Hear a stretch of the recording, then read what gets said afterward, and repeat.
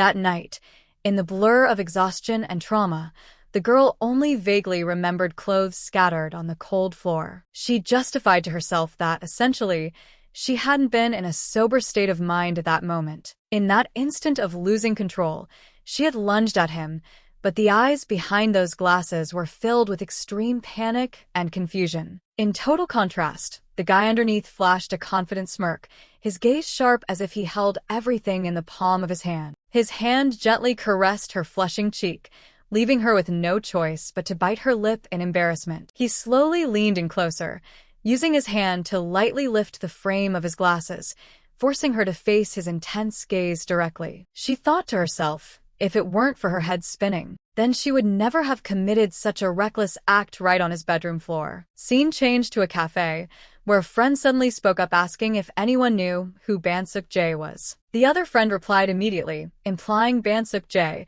isn't that the notorious jerk who specializes in hunting girls who already have boyfriends? The friend continued, saying rumors have it he has destroyed every couple in the school he ever approached. Some even asserted it would be lucky if he only stopped at student couples, as they bet he even messes with married women. The girl telling the story looked shocked, asking her friend if she didn't know about that earth-shattering scandal. She revealed that the senior had long ago seduced a female teaching assistant in his own department. That TA called off her engagement because of him, but for Bansuk Jae, it was all just a fling with a disastrous end. And that wasn't even the worst part. She dropped a bombshell, saying the infamous Bansuk Jae now has a girlfriend. The whole group was skeptical, wondering if this was a serious relationship or if he was just playing with that poor girl, but they heard he even went public with this relationship. The group burst out laughing, thinking this official public disclosure was ridiculous and nothing more than a cheap TV drama. The blonde girl stirred her drink while saying that, either way, she was curious about the identity of Bansuk Jae's girlfriend, since it had all been baseless rumors until now. Meanwhile, at another table, a girl named Jungju approached and started a conversation with our female lead, Changga. Seeing her friend distracted, Jungju irritably asked if she was even listening to her. Changga replied indifferently, making Jungju even angrier as she realized her friend wasn't paying attention at all. Jungju sighed, repeating Changga's problem about wanting to give up on Woojanapa, but not knowing how, then muttered to herself that this friend truly didn't hear a single word. Jungju then changed the subject, asking Changga if she knew anything about Bansuk Jae's girlfriend, because that girl was also in the same business administration department. Changga asked back blankly what that had to do with anything, then suddenly froze as if sensing something bad. Back at the gossipers' table, the blonde girl glanced toward Changga and said of course it's relevant, because the girl causing the stir is indeed Bansuk Jae's girlfriend. She excitedly announced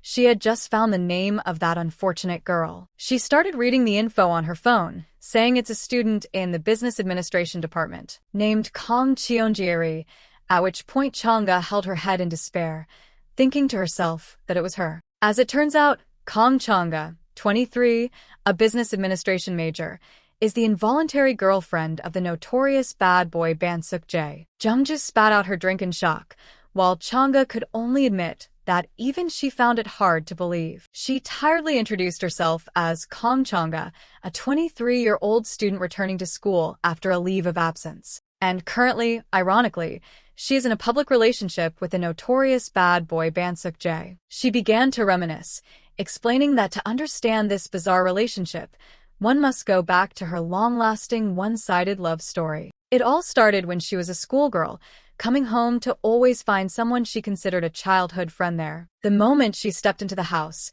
a warm voice greeted her, making her look up in surprise. It was a guy busy in the kitchen, saying dinner was almost ready and telling her and her brother to wait a moment. That guy was her first love, her unrequited crush, and also the best friend of her brother, Kang Junyeon. His name is Yoon Woo-jin. In her eyes back then, Woo-jin was perfect, handsome, tall, smart, a good cook, and always warm, an ideal figure she always followed. In short, in Changga's eyes, her friend's older brother was a flawless man. However, that perfection always came with a fatal flaw, which caused him to repeatedly receive stinging slaps from girlfriends right in the middle of crowded streets. The truth is he is extremely terrible at dating, to the point where an ex-lover cursed him, hoping he would meet someone exactly like himself to taste the bitterness. That girl walked away in tears of anger, leaving him standing dazed with his cheeks still red from the pain. Watching it all from a distance,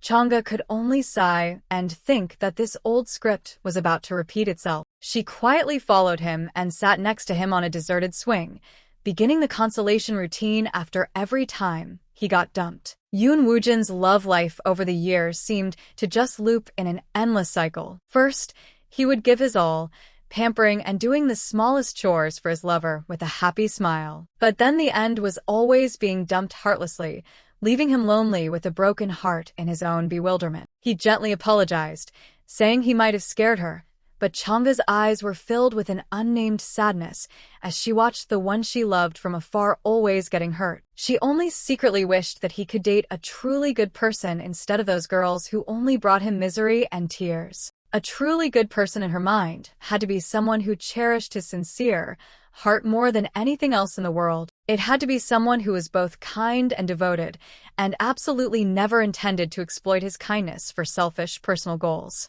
And deep down, she longed for that good person to be herself, the one who had always quietly watched over and protected him for all those years. Time passed, and 4 years later, her relentless efforts finally helped her get into the same university and major as Yoon Woojin. She beamed with a happy smile, waving and calling him senior, in absolute joy that her dream of being near him had finally come true. However, the joy was short-lived, as immediately upon entering student life, she had to face a very cruel and unexpected truth. He patted her head, smiling and saying it felt strange that the little girl from back then was now old enough to attend the same school as him, making her heart ache slightly with self-pity. Under the bright banner welcoming new students, Chang'e realized her journey to conquer her crush's heart would be full of obstacles and challenges. Chang'e was stunned when, right after meeting again, she saw a strange girl rush up to hug Woojin and reproach him for being out of touch for so long.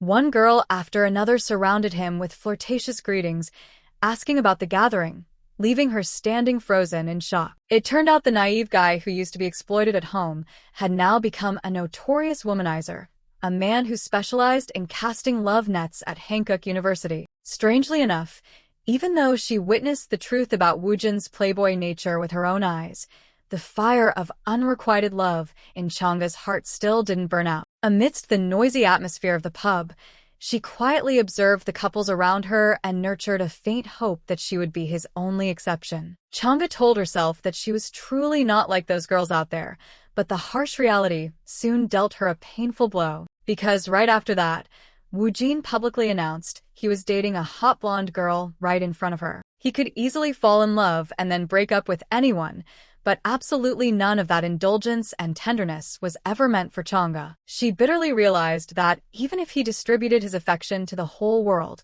he didn't spare even a tiny bit of thought for her. Ultimately, the curse of meeting a cruel person exactly like himself really came true, leaving him standing dazed with his cheek red from being splashed with cold water. Finally, Chang'e was forced to painfully admit a harsh truth that was becoming crystal clear before her eyes, that the man who had always appeared like a pitiful little puppy needing comfort in her mind was actually a terrible person, a sophisticated hunter who heartlessly sowed pain for countless other women. She understood that she was also just a poor little fish struggling hopelessly, unable to escape the love pond he had set up. In the quiet space, Chang'e sat silently facing the bleak truth about her long-standing, dead-end, unrequited love. Despite spending 3 whole years trying to erase her crush's image from her memory, the result she got back was still a big fat 0. Every effort, from going on blind dates to burying herself in studies or even trading stocks,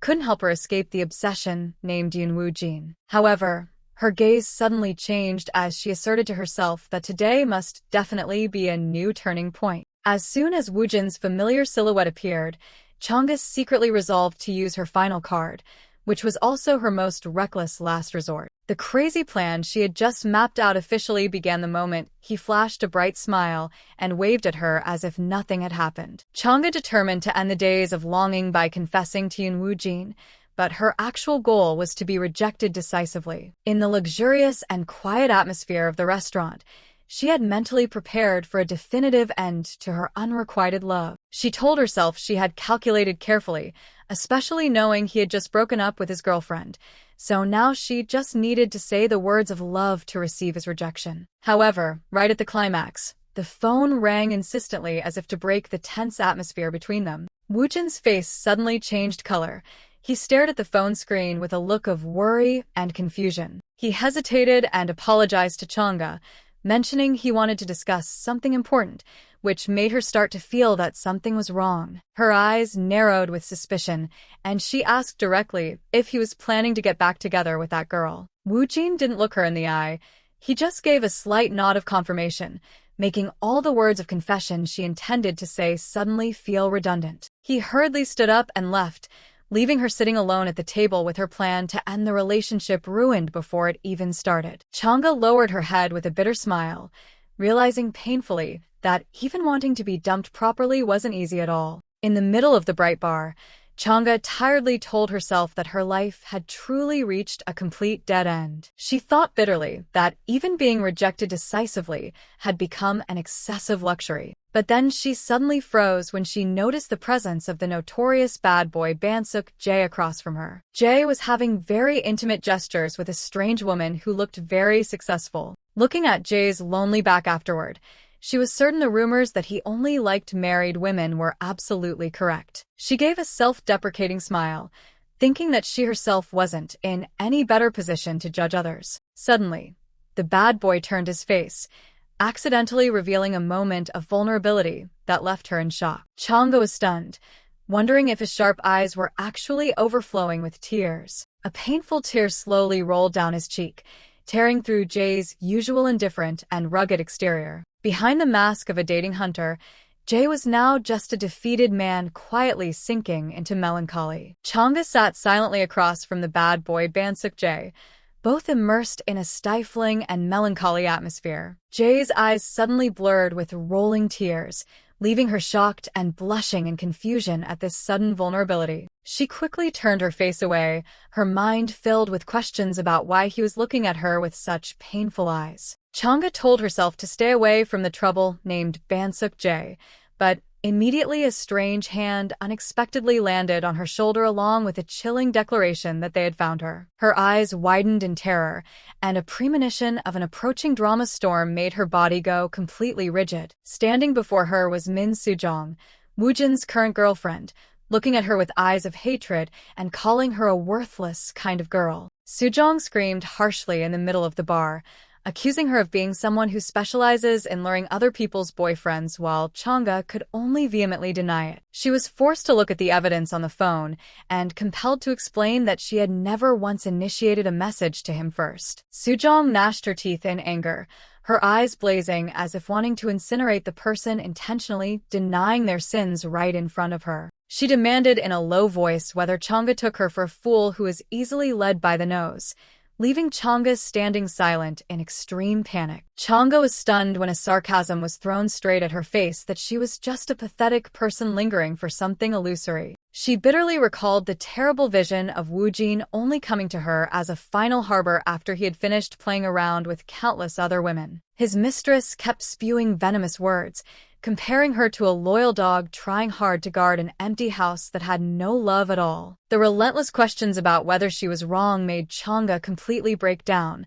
her eyes wide in panic and a sense of guilt. Standing in the crowd, she felt a strange emptiness in her heart, as all efforts to give up on her long-term, unrequited love suddenly became meaningless. She bowed her head, thinking perhaps everyone was right, and all this suffering originated from her own blind infatuation. But just as she was about to give up, a tall, dark figure suddenly approached from behind with a suggestive remark about the strangeness of this situation. While those around her kept whispering and giving her pitiful looks for being abandoned, Mistook unexpectedly hugged her tightly, smirking defiantly at the other woman with a question of why she thought his girl would have feelings for her boyfriend. The bad boy's bold romantic trick silenced the entire bar, officially pulling Chang'e into a new drama whirlpool more intense than ever. Mistook loudly declared in front of the rival that his girl only had eyes for him, making Chang'e's face turn beet red with astonishment. He leaned close to her face provocatively, whispering to ask if that was true in a deep, enchanting tone. While Sejong and her friends stood frozen in rage, the bad boy still casually gave her a calculatingly affectionate look. In the dimly lit bar, the two of them suddenly became the center of an unexpected romantic play. Chang'e stammered, trying to find a way out of this ironic situation, but Jae pressed on even further, making it impossible for her to step back. She summoned all her courage to look directly at him, asserting that she clearly knew who his true self was. Jae smirked arrogantly, turning back to ask with a fake innocent attitude what she actually knew. When interrogated whether she had seen the entire moment he shed tears, Chang'e frantically waved her hands in total denial. Suddenly, his hand reached up to lightly touch her trembling face, making the young girl's heart feel like it wanted to jump out of her chest. Jae gently caressed her hair, his deep gaze seemingly wanting to swallow the mind of the poor girl who was gradually falling into a love trap. Bansuk Jae smirked slightly, an implicit smile carrying a hint of hidden sarcasm behind his usual reckless exterior. She choked up as she confessed to him that she truly felt pursuing love was such an arduous and exhausting journey. In response, Chang'e could only bow her head, her cheeks flushing bright red, reflecting extreme embarrassment under the other's piercing gaze. Jae silently swirled his glass, bitterly admitting he too was exhausted and wanted to let go of everything, but reality wasn't that easy. He decisively downed the glass of strong liquor, letting the hot alcohol burn away the cluttered thoughts surrounding his mind. The bad boy wondered to himself whether this honesty was led by the alcohol or because she was the only stranger he could open up to. Chang'e felt a surge of empathy, thinking that offloading her heart's burden to someone in the same situation turned out to be so natural. Long-suppressed emotions suddenly burst into tears, breaking the last bit of composure she tried so hard to maintain. Through her sobbing, she affirmed to Jae that she was also enduring a heartbreaking pain similar to his. Just as Jae spoke in agreement, Chang'e was stunned to realize the solid wall surrounding her heart had completely collapsed. Jungja panicked and covered her mouth, her eyes widening to the limit as she demanded to know if the two of them had actually shared that passionate kiss. Chang'e immediately reached out to cover her friend's mouth, grumpily demanding silence and asserting that no kissing happened there. She awkwardly scratched her cheek, trying to explain that right after that dramatic moment, he had completely collapsed and passed out. It turned out the notorious bad boy had an extremely poor tolerance for alcohol. He slumped onto the table and muttered in his drunken state that he couldn't take it anymore. Looking at the drunk person before her, Chang'e sighed, telling herself she had also reached her limit and began to wonder how to handle the situation. She stared at Jae's sleeping face, silently asking herself what to do with this person who was so full of trouble. The phone rang repeatedly, making her realize that abandoning him now would be heartless. It seemed an invisible bond had formed between them. At that moment, a torrential rain suddenly poured down as if to mock them, turning that night into an unforgettable memory. After considering all possibilities, Chang'e finally resolved that she would be the one to take this drunkard all the way home in the middle of the storm. Under the white blanket of rain, she struggled to support Jae's tall frame to the front of a building, then asked in surprise if he actually lived in a place like this. Chang'e froze in total confusion, wondering why fate had ironically pushed her to this very point. As it turned out, her apartment was located right next door to the bad boy Bansuk Jae's place, and she hadn't known all this time. Despite being wasted, Jae still managed to grumble that he really didn't like the way she called him senior. Chang'e, while supporting him, advised that he should go inside, brush his teeth, and get some rest early. But the bad boy unexpectedly slumped his head onto her shoulder, like a needy child. She hesitated, wondering if she should just leave him at the door and make a quick getaway, when suddenly a figure rushed up from behind. The sophisticated woman from the bar appeared out of nowhere, aggressively grabbing Jae and screaming at him for daring to ignore her calls. Standing rooted to the spot, Chang'e wondered in shock why this woman, despite having broken up with him, still wanted to imprison him in her love pond forever. Jae decisively pushed her hand away, telling her in a low, harsh voice to get lost because he truly didn't want to see that face for another second. She remained stubborn, moving in close to caress Jae's face and mockingly saying that it seemed the previous insults still stung him. Watching the woman pull Jae into the room to talk, Chang'e could only stand there silently, realizing she had absolutely no right to intervene. Bansuk-jae looked at Chang'e deeply and admitted that finding a sincere love was a truly arduous task for him. The sound of the lock clicking rang out as the strange woman decisively dragged the drunken guy into the neighboring apartment, leaving Chang'e in disbelief. Unable to watch any longer, she rushed forward, grabbed the woman's arm, and spoke up with a hesitant call to stop that possessive act. The woman turned back with an annoyed look, demanding to know if she couldn't see she was busy, leaving Chang'e only able to mumble an apology as her mind was in total chaos. The woman suddenly changed her tone, thanking her for bringing Seokji all the way home and offering to call a taxi for her, but Chang'e suddenly realized something was very wrong. Meanwhile, the usually cold bad boy now appeared with a deeply melancholy face, standing silently next to that woman like a soulless shadow. Chang'e suddenly turned beet red and shouted a correction to everyone that she had actually brought him to her own apartment, not this one. That bold declaration, full of territorial claim, left the other woman so stunned she was completely speechless. Seizing the moment while the opponent was frozen, Chang'e decisively pulled Jae into her room and threw back a sarcastic goodbye, telling the woman to look after herself. The door slammed shut right in the face of the meddler, officially marking the start of a night full of variables between her and the bad boy next door. Min Sujong stood still in the hallway, her eyes showing a mysterious calculation as she silently observed the incident that had just occurred. The phone vibrated repeatedly, and she smirked triumphantly as if all the cards were being flipped exactly as she intended. She confirmed to the person on the other end that she had seen the target at Seokji's apartment, right within her control. When asked about Bansuk-jae's condition, the image of the bad boy looking utterly broken made viewers wonder if this was the start of a romantic blackmail scheme. Sujong hummed enigmatically. She seemed to be thoroughly enjoying the feeling of being the master of this dramatic game. She declared she would tell all the details later and hung up, leaving behind a sharp gaze containing unpredictable conspiracies. In contrast to that cold calculation, Chang'e was standing restlessly next to Jae, clearly feeling the extreme tension enveloping them both. She suddenly held her head in panic, secretly scolding herself for being so stupid as to push herself into this current dilemma. She desperately apologized for interrupting so abruptly while trying to convince Jae not to leave now and to trust her just a little bit more. In response to the plea, Bansuk-jae only looked at her silently with cold violet eyes, making the surrounding atmosphere suddenly become thick and suffocating. Chang'e hesitantly asked Bansuk-jae to wait for her for a moment, while the tension still lingered in the air between them. She peeked at him, her eyes flashing with embarrassment as she realized she was in an extremely awkward situation right in her own apartment. Even knowing it wasn't the right time,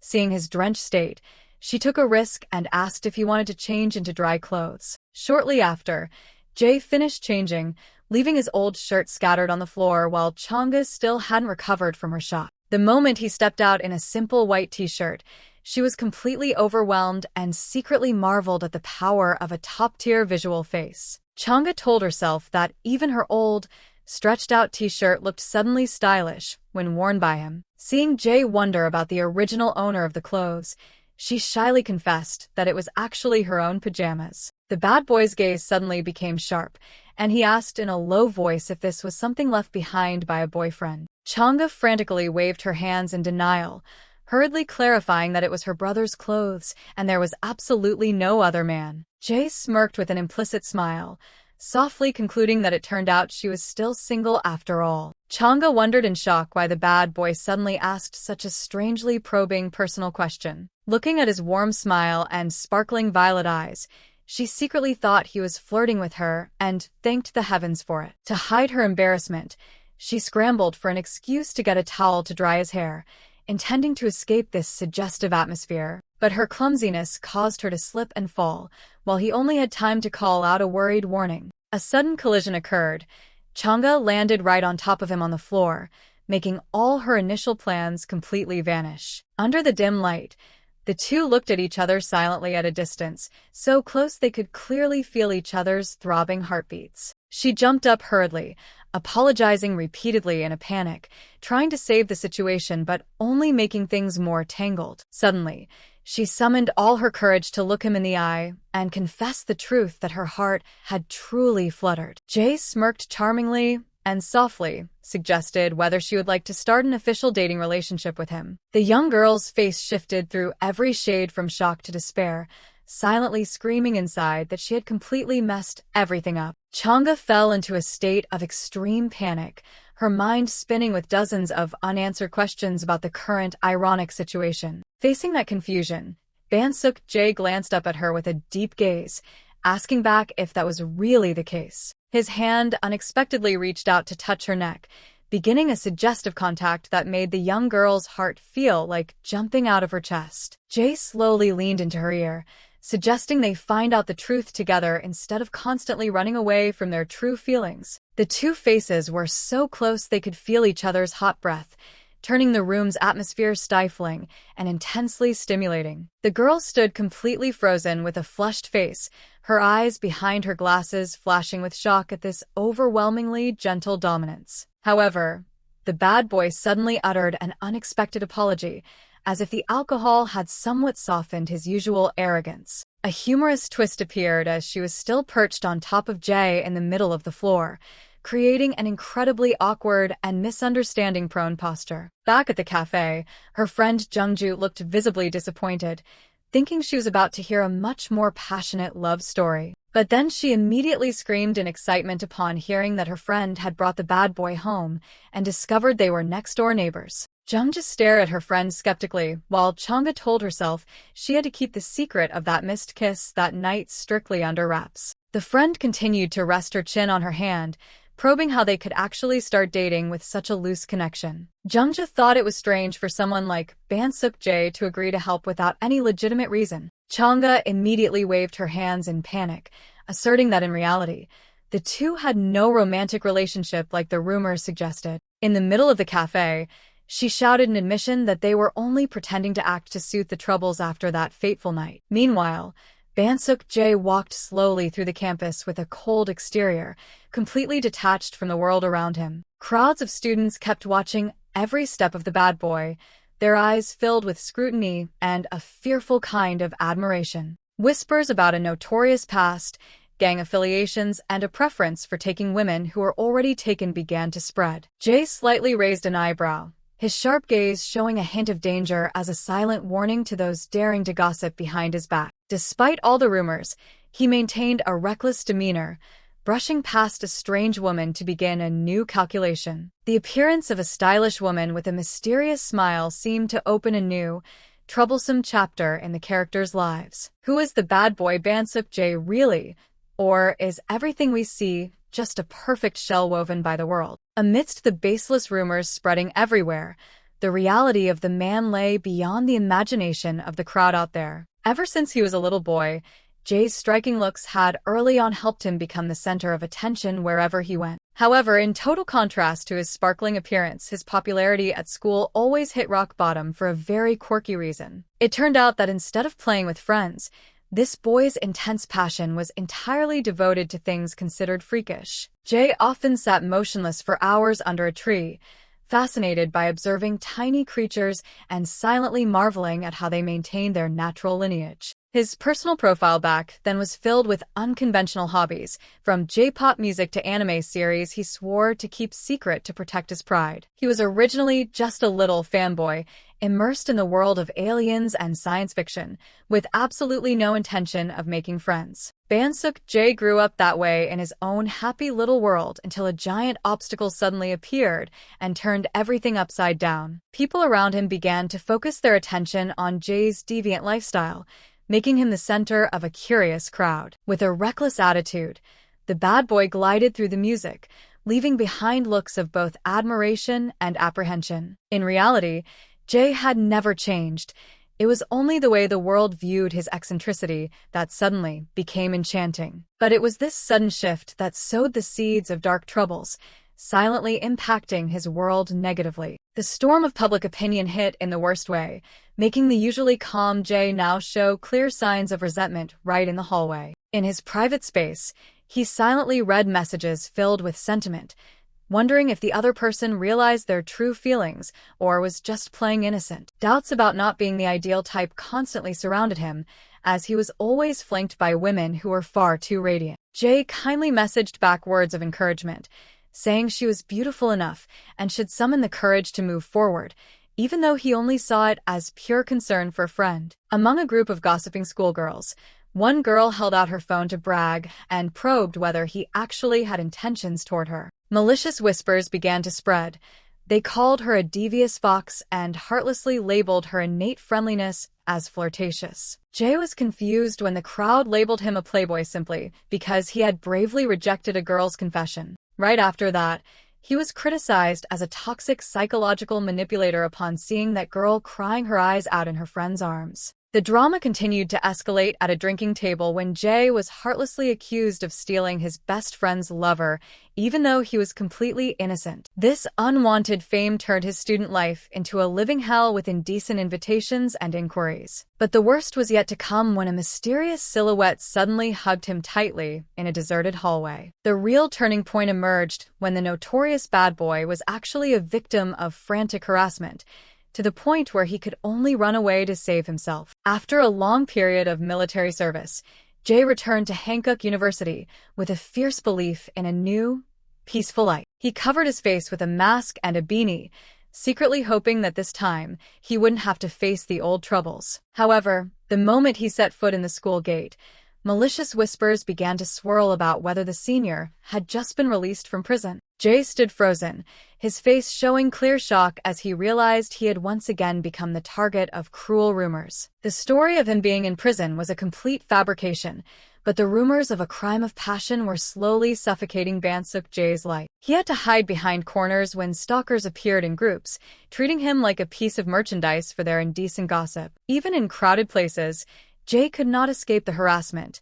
As Sejong touched him provocatively under the table, he could only respond with a forced smile, trying to hide the growing panic in his mind. To the point of exhaustion, he secretly thought he should drop out of school to escape this terrible reality. Holding the withdrawal papers in his hand, Jae walked dazed, prepared to put an end to his student life. Suddenly, a car horn blared, cutting through his thoughts and making him look blankly at the car blocking his path. The woman in the car was Im Jizeon, his mother, coldly ordering her son to get into the vehicle immediately. At the bar, she downed drinks while hurling sharp criticisms, pushing Jae into a state of melancholy and total silence. The notorious bad boy in the eyes of the public was actually just a soft-hearted person on the verge of tears due to loneliness. Jae felt his mother was cruel because she didn't care at all about the true depression and pain he was enduring. Silent tears rolled down the face of the guy supposedly known for being reckless, revealing a broken soul behind the hunter's mask. Right at that moment of ultimate weakness, fate brought him to meet a girl named Kang Changa. Her appearance made many wonder out of curiosity what the notorious bad boy was planning next. From sudden possessive hugs to moments of intentionally showing his weak side, Jae seemed to be weaving a completely different kind of love net. These suggestive moments of leaning on her were not just a script for fake dating, but also held a shocking secret he couldn't yet reveal. Even when facing her so closely that his heart skipped a beat, every one of Jae's crazy actions revolved around the girl named Changa. However, the true nature of this play will only be revealed gradually, and the audience is asked to wait patiently for the next developments. The luxury car glided through the streets, carrying his cousin's interrogation about why he intended to drop out again. Ban Yuzhin looked at her younger cousin searchingly, probing for the real reason that made him suddenly change his mind about the withdrawal at the last minute. Bansuk Jae appeared flustered and insisted he would never reveal the truth, fearing his Nuna would tease him if she knew he had actually found someone he liked. The cousin suddenly lunged forward to hug him and kissed Jae on the cheek, jokingly asking if little Seokji had grown up enough to have his own secrets from his sister. The bad boy stood dazed with bright lipstick marks on his face, a feeling of indescribable confusion rising within him at this excessive intimacy. Meanwhile, Changa stood alone on the street, silently agreeing with her friend's warning and beginning to ponder the real reason Jae helped her. She came up with a series of hypotheses. Was it merely pity, a bit of empathy between lonely souls, or was there something else sinister? Suddenly, a terrifying thought flashed through her mind, making her wonder in horror if he viewed girls with secret crushes like her as targets to hunt. Immediately, she waved away those dark suspicions, blaming herself for having an uncharitable view of someone who had just helped her. Chang'e smiled slightly as she looked toward Jae, starting to believe that Seokji Sunbi was actually a very kind-hearted man. But all hope collapsed instantly when he vibrantly called her name with a face covered in red lipstick marks from the woman earlier. The passionate lipstick stains imprinted on Jae's flushing cheeks were like a solid confirmation, making Chang'e realize this bad boy seemingly hadn't changed his ways at all. Chang'e froze at the sight of Bansuk Jae covered in lipstick marks, while her mind incessantly replayed 3 essential things she had to remember about him. The first paradox: the bad boy with the killer smile was actually a genuine bookworm hiding under a notorious facade. Secondly, the man rumored to specialize in seducing taken women turned out to be harboring a secret, unrequited love for the very girls standing before him. And finally, that fool completely failed to realize his eccentric actions had accidentally caused a serious misunderstanding with the person he loved. The cousin standing next to him smirked sarcastically, intentionally bringing up how Jae had just been rejected by a woman to the point of crying his eyes out over the weekend. Witnessing that excessive intimacy, Chang'e felt her chest tighten and kept questioning the true relationship between Jae and that strange woman. Unable to bear the hurt any longer, she gripped her bag straps and decisively made a reckless decision to escape this ironic situation. She suddenly turned around and began to run as fast as she could, leaving the bad boy dazed and confused about what he had done wrong from behind the car. Chang'e used all her strength to dash through the streets, telling herself she must escape the mess named Bansuk Jae right this instant. The door of hope seemed to slam shut, leaving the foolish guy and his cousin standing there frozen, completely lost at her violent reaction. Chang'e breathed a sigh of relief in the quiet classroom, thinking that all the trouble had finally subsided after that fateful night. She thought pensively, wondering if she was being too sensitive when in fact she had known his personality from the beginning. A sense of guilt arose when she realized she had blatantly ignored Seokji Sunbi. He must be very upset right now. Suddenly, the professor at the podium interrupted with a probing question for a strange figure who had just walked in boldly. The response was an arrogant smirk. The young man greeted the professor with an incredibly calm demeanor. He loudly announced his name as Bansuk Jae, an industrial engineering student, openly declaring his identity before the astonished eyes of the students. With a beaming, calculating face, he casually used the excuse of wanting to audit the lecture just to be present in this room at all costs. The professor couldn't help but be confused as to why an engineering student was interested in human history and plant cultivation when the semester was halfway over. Chang'e, sitting below, felt like the whole world was collapsing. She realized in shock that her escape plan had failed miserably. Bansuk Jae glanced at her affectionately, declaring that he had recently found a very special reason why he couldn't take his eyes off this place. Chang'e was utterly stunned to hear the bad boy casually use the excuse of a newfound interest in the subject just to be near her. She scrambled under the table to hide, while clearly feeling Bansuk Jae's gaze fixed defiantly on her back. The shock was so great that she dropped her glass, silently screaming inside, wondering if this jerk was actually insane. It all started back at the TOEIC Academy, when she naively believed that their encounter was just a mere coincidence. Even in the elective class, she tried to suppress her anger and let it go, despite Jae constantly wearing a triumphant smirk. Even at the cafe where she worked part-time, Chang'e reassured herself that this was just a random stroke of bad luck. But her sorrowful eyes suddenly flashed with suspicion as she realized all her movements were in the palm of his hand. The overwhelming frequency of Jae's appearances with a bright waving smile made her feel suffocated, like she was about to explode on the spot. She searched her mind, teeth clenched, wondering why he followed her so persistently when their only link was that brief, fateful night. Chang'e broke into a cold sweat, horrified to realize she had officially become the next prey in the notorious bad boy's love net. In the middle of a noisy party, a drunken male student suddenly lunged forward, forcing Chang'e to raise a glass with him in a flirtatious tone. The dry clinking of glasses and the whispers behind her made the atmosphere chaotic. Someone even excitedly urged a friend to film it for a laugh. Suddenly, the guy rushed in and hugged the young girl tightly, a forced action that left Chang'e completely frozen in terror. She stared blankly into space, feeling the suffocation and humiliation of being turned into an involuntary center of attention. He buried his head in her shoulder and whispered nonsense about love, a drunken confession that made the listener shiver with disgust. However, right after that, the drunkard flipped and declared that he actually had no interest in girls like her at all. Chang'e couldn't take it anymore. She decisively pushed the jerk's hand away and demanded in a low voice that he stay away from her immediately. The male student smirked with contempt, silently cursing her as an arrogant person for no reason at all. Amidst the tension, Mistook suddenly appeared to drag the troublemaker away, while awkwardly offering an apology to the girl on his behalf. Jae decisively signaled Chang'e to leave this messy place at once, ignoring the drunkard, who was still mumbling insults behind them. The young man flashed a scornful smile, mocking the high standards of the girl who was following someone who had never belonged to her. Chang'e trembled with rage, her eyes blazing as she looked directly at the jerk and asked what he meant by those insulting words. He stepped closer, growling at her not to play innocent because the rumor of her living with a strange man had already spread everywhere. The whole bar suddenly became stifling, dozens of eyes fixed on the small girl standing alone amidst the malicious whispers. Chang'e stood dazed, trying to recall the name he had just mentioned, her heart tightening with an indescribable sense of unease. The male student burst out laughing with delight, loudly calling out the name Mistook as a finishing blow that left her completely paralyzed. Chang'e's eyes blurred with resentment.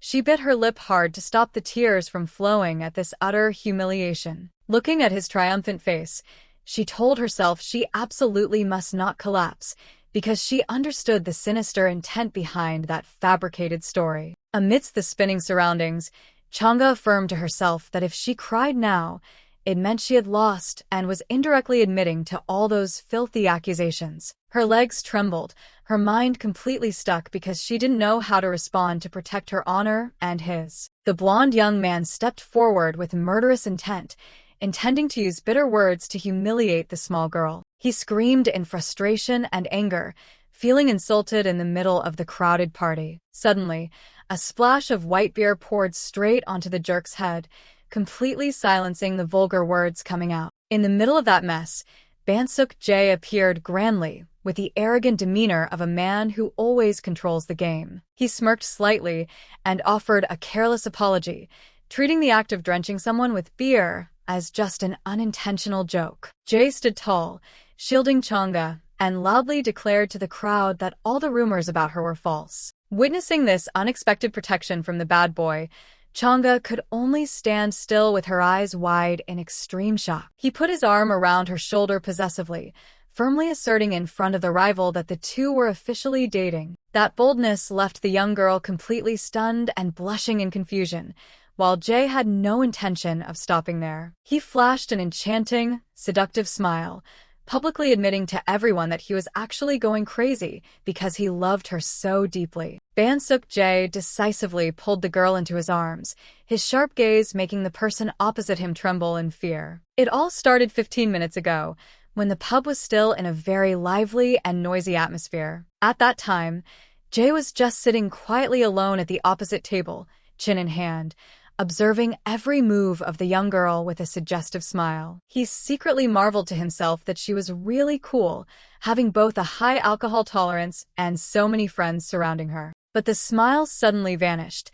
Jae gnashed his teeth in anger when he saw that jerk dare to touch his girl so casually. Unable to endure another second, he stood up with a surging murderous intent, his hands gripping the beer glass, as if wanting to crush it instantly. Jae loomed toward the crowd with a darkened face, radiating an intimidating pressure that made the surrounding air suddenly freeze. Each heavy footstep thudding on the floor signaled a shocking, unavoidable collision that was very close. To everyone's amazement, he decisively threw the beer straight into the face of the young man who was intentionally harassing the girl. Jae roared in fury with burning eyes, officially revealing the nature of a bad boy ready to risk his life to protect the one he loved. That male student was in extreme panic when Mistook splashed a glass of beer directly into his face in the middle of the party. He stood frozen in humiliation, while Jay's gaze exuded a chilling coldness. Few knew that this notorious bad boy was actually struggling with two very peculiar chronic psychological conditions. First, due to poor social skills,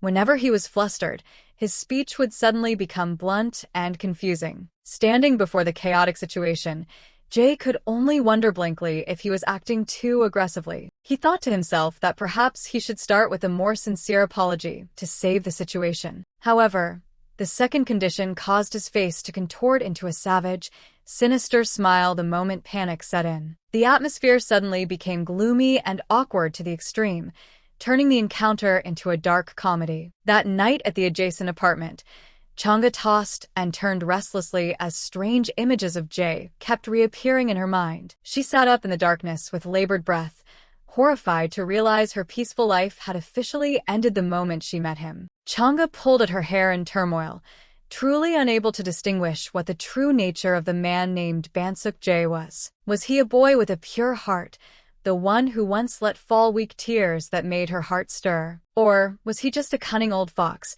someone who always knew how to stage ambiguous moments to lure her into a love trap? Sometimes, his eyes flashed with the violence of a reckless person, ready to crush anyone who dared to stand in his way. Or worse, he was originally just a philandering jerk, the one who always wore a triumphant smile with bright lipstick marks imprinted on his face. Sitting dazed in her room, Chang'e told herself that constantly circling around thoughts of him was meaningless and a waste of time. She stood up decisively, thinking she needed a cold beer to wash away the mess surrounding her mind in the middle of the night. Walking down the empty street with an ice cream in hand, Chang'e tried to find some peace after a long series of events. Suddenly, she stopped when she saw a strange girl struggling to enter a door code amidst rapid beeps signaling an error. The beautiful blonde woman frowned in annoyance, seemingly trying to break into a place where she didn't belong. The beautiful blonde woman stood waiting in the lobby, her eyes showing clear impatience as she repeatedly checked her phone screen. She gnashed her teeth in anger, her face darkening when she heard an announcement from the operator that the recipient was currently unreachable. An explosion of fury caused her to scream bitter curses, leaving Chang'e standing behind, only able to stare in horror. Chang'e thought in a panic why he wasn't picking up and what kind of weird game that bad boy was playing. Looking at the strange woman's livid appearance, she began to feel restless and wondered if she should find a way to avoid her right now. Suddenly the woman called out, making Chang'e jump. She drew back defensively with the ice cream still in her hand. However, contrary to her earlier ferocity, the woman coldly signaled for her to pass and told her to go in first. Chang'e hurriedly thanked her and ran away from the gunpowder-scented atmosphere under the other's supervision. Even though she was far away, she couldn't escape the obsession, her mind constantly questioning the woman's ambiguous relationship with Mistook Jay. She rushed into the building lobby without knowing that the woman's sharp gaze was still silently fixed on her back. The atmosphere in the elevator suddenly became thick, making Chang'e break into a cold sweat and tell herself this coincidence was bothering her more than ever. She reached out to hastily press the button for the third floor, trying to end this awkward journey as quickly as possible. Feeling the sharp gaze from behind, Chang'e only dared to glance sideways while the woman remained terrifyingly silent. The blonde girl didn't stop scrutinizing, secretly wondering why the other person kept staring at her and if her secret had been exposed. The woman narrowed her eyes at Chang'e, a fierce suspicion rising in her heart because she felt the face hidden behind those glasses looked very familiar. Chang'e bit her lip in worry, her mind now only filled with the image of that bad boy and the troubles he brought. The blonde began to evaluate every tiny movement, silently mocking when she saw that Chang'e didn't even bother to reach out and press the elevator button. As soon as the door opened, both stepped out in heavy silence, each chasing their own separate train of thought. She tried to reassure herself that this certainly wasn't true, that perhaps she was just a coincidental neighbor on the same floor. But then Chang'e stopped at a very logical hypothesis. If that guy really lived here, why didn't he know the door code? Could the room on the third floor belong to another friend? Chang'e wondered in utter shock if the rumors about the relationship between her and that bad boy were true. Meanwhile, in a hidden corner, Someone's hand was acting stealthily and mysteriously, as if hiding a secret that could not be revealed. Suddenly, her friend Jungju screamed in panic upon discovering a shocking event that made both of them scramble to find a way to handle it. Standing in front of the room door, Changga froze when she heard a loud voice calling Bansuk-jae by name in a furious manner. The other end of the line kept echoing with terrible insults, questioning why the jerk dared to hide and refused to show his face. In the stifling space of the hallway, both girls fell into a state of extreme tension as the doorbell kept ringing incessantly, as if urging. Changga broke into a cold sweat, holding her breath to observe the door slowly creaking open, fearing a drama storm was about to hit at any moment. However, the one who stepped out was Bansuk-jae with a rugged look. He frowned in annoyance, asking why she came without any prior notice. Without any mercy, the bad boy coldly demanded the other person get out of the way immediately because he had something extremely urgent to do. The cold iron door slammed shut right before her eyes, leaving a disappointing silence along with unfinished questions that had no answers. Hiding behind the wall, Changga's eyes widened in horror as she witnessed the familiar back intimately embracing another woman, making her secretly wonder if he hurriedly left just to do these shady things. A bitter smile flickered on her lips. Every newly sparked expectation suddenly shattered as she bitterly admitted that it turned out that guy was just another hollow, mediocre person. The cold iron door slammed shut, officially extinguishing all illusions and leaving in her mind a single conclusion about this irredeemable piece of trash. The scene shifts to a bus slowly rolling down a busy street, carrying the heavy heart of the young girl. Changga sighs wearily, confirming in her mind that the senior Siekji is truly an extremely dangerous person. She lowers her eyes sadly, a lingering unease rising within her despite telling herself to stay away from him, because she bitterly realizes that she currently has few options to escape this mess. Changga stares blankly at her reflection in the window, calculating what would happen if she proposed ending their fake relationship, or bluntly demanded that he keep his distance from her. The image of the devil in the guise of a god, casually holding her weakness, flashes through her mind, making Changga shiver as she realizes that as long as he knows about her unrequited love, that jerk will never let her go. She clutches her hair in despair in the middle of the crowd, blaming herself for being foolish enough to get involved with Bansuk-jae and having to endure this invisible torment. Suddenly, a large hand reaches out from nowhere and rests directly on her head, making Changga startle and open her eyes wide in shock. The person standing right behind her is none other than Bansuk-jae, with a domineering smirk, calmly greeting her like a beautiful ghost that had just recaptured its fleeing prey. The sudden appearance of the bad boy leaves Changga gaping in horror, while he nonchalantly waves a friendly greeting that feels suspiciously off. At the eatery, Changga collapses and admits to her best friend Jungju that she was absolutely right, because in this world, no kindness exists without an underlying motive. Recalling Jay's dangerous smile, she is certain that she has officially become his latest hunting target. In the eyes of that seasoned hunter, a girl with a hopeless, unrequited love like her is surely categorized in the same group as women who are already taken. He stalks her everywhere, constantly finding excuses to invite her out for meals, drinks, or movies, making Changga exhaustedly admit that she has used up every possible excuse to refuse. She desperately pleads for Jungju's help, but her friend coldly replies that it is not hard at all, just tell him to stop. But Changga immediately protests in panic because the problem is that jerk has caught wind of her shocking secret about the person she likes. She is so scared that her hands are tightly interlaced because with just one slip of the tongue, he could use that very secret to manipulate and control her completely. Changga smiles slightly, reassuring herself that perhaps he wouldn't play dirty enough to use that secret to control her. Jungju takes a sip of water and begins to analyze that although Bansuk-jae has dozens of rumors about being a playboy, no one has ever said his relationships were complicated. The best friend looks straight into Changga's eyes, firmly believing that if she acts serious about backing out, the bad boy will know to stop. Jungju slowly finishes her glass of water, not forgetting to add that he will probably still try to flirt whenever he gets a chance. Hearing that, Changga feels as if a burden has been lifted.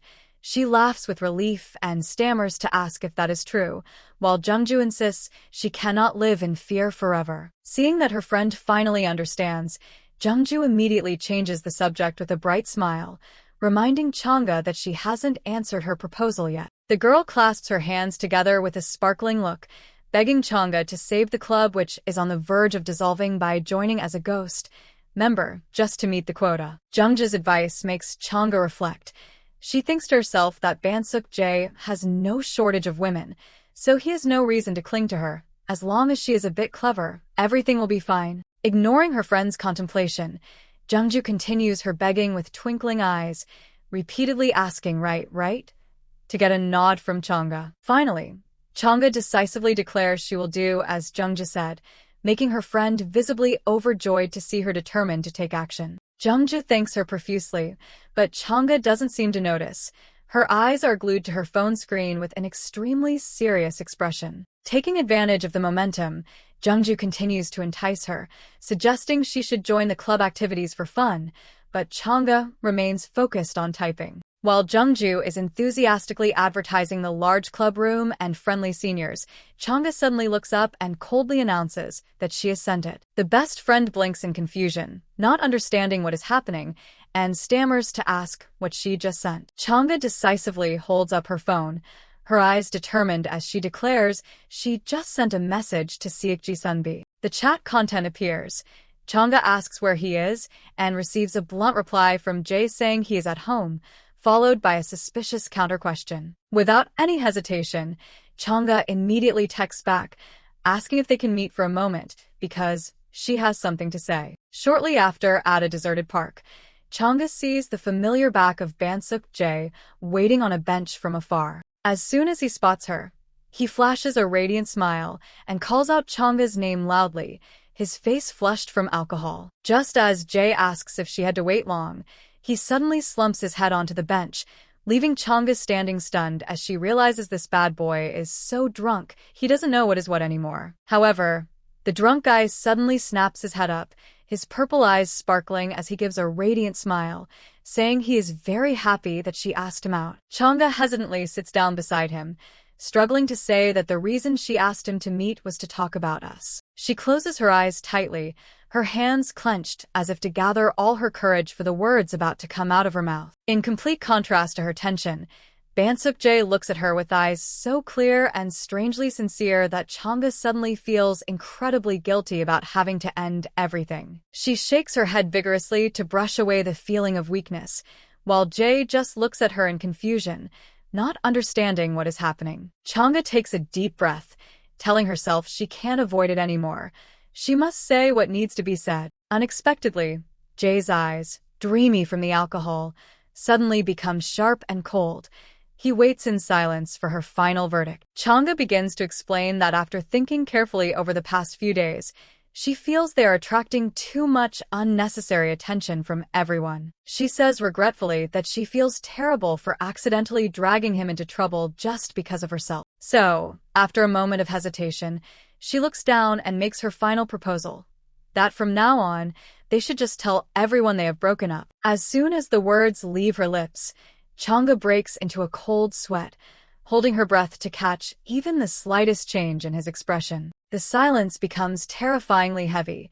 Jae only hangs his head, making her panic and inwardly curse, wondering if Jungju had made a catastrophic miscalculation. Her fear reaches its peak as she imagines him losing his temper or using her secret as leverage, but right then, a hot tear unexpectedly rolls down his cheek. Chang'e freezes for a few seconds, her eyes wide with utter disbelief at what she is witnessing. She stammers his name as she watches the tears fall one after another onto the cold ground right in front of her. And in that very moment, Chang'e shockingly realizes a world-shaking truth, that the most powerful weapon this man possesses isn't his talent for intimidation, his sweet-talking flattery, or his deadly charm. It is, in fact, his tears. She is completely flustered, her mind racing with questions about why he is crying. Is it because of wounded pride, or does he actually think they are really dating? Chang'e struggles internally, wondering if she should just ask him directly for the reason behind those tears. But seeing that handsome face in such agony, with tears streaming down relentlessly, her heart suddenly aches in an inexplicable way. All the logic and iron determination she had painstakingly built vanish like smoke in an instant. In a moment of lost control, Chang'e suddenly lunges forward, wrapping her arms around the bad boy who is sobbing like an abandoned child. Jay lifts his tear-filled purple eyes to look at her, his face a mix of pure shock and an indescribable sorrow. She clumsily comforts him, hurriedly explaining that he shouldn't misunderstand. She didn't make this decision because she dislikes him, but simply because she felt guilty for dragging him into trouble for no reason.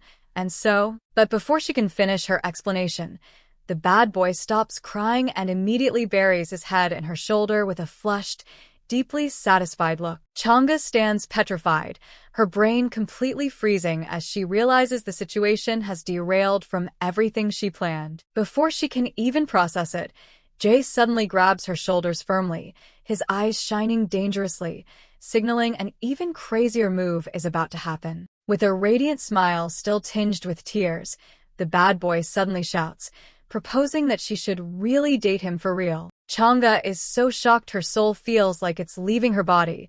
She stammers back as if she can't believe her own ears. Jay holds her shoulders tight, his eyes both frantic and sincere as he explains that once they are actually dating, they will no longer be unrelated people. He smirks with total confidence, asserting that he can easily handle these silly rumors for his actual girlfriend. Furthermore, he gently reassures her that by doing so, Chang'e will no longer have to feel guilty toward him. Jay leans his face close to hers, whispering with a contented smile that this is the perfect plan. Facing Jay's excessive self-confidence, Chang'e can only stare blankly, completely unable to grasp this crazy guy's logic. She blushes deeply, trying to argue back that dating is something that must come from the feelings of both people. Her eyes flash with determination as she emphasizes that is the only right way. Hearing this, Mistook Jay just listens in silence, but the scheming smirk on his lips signals an even more fearsome plot being calculated in his head. He smirks charmingly,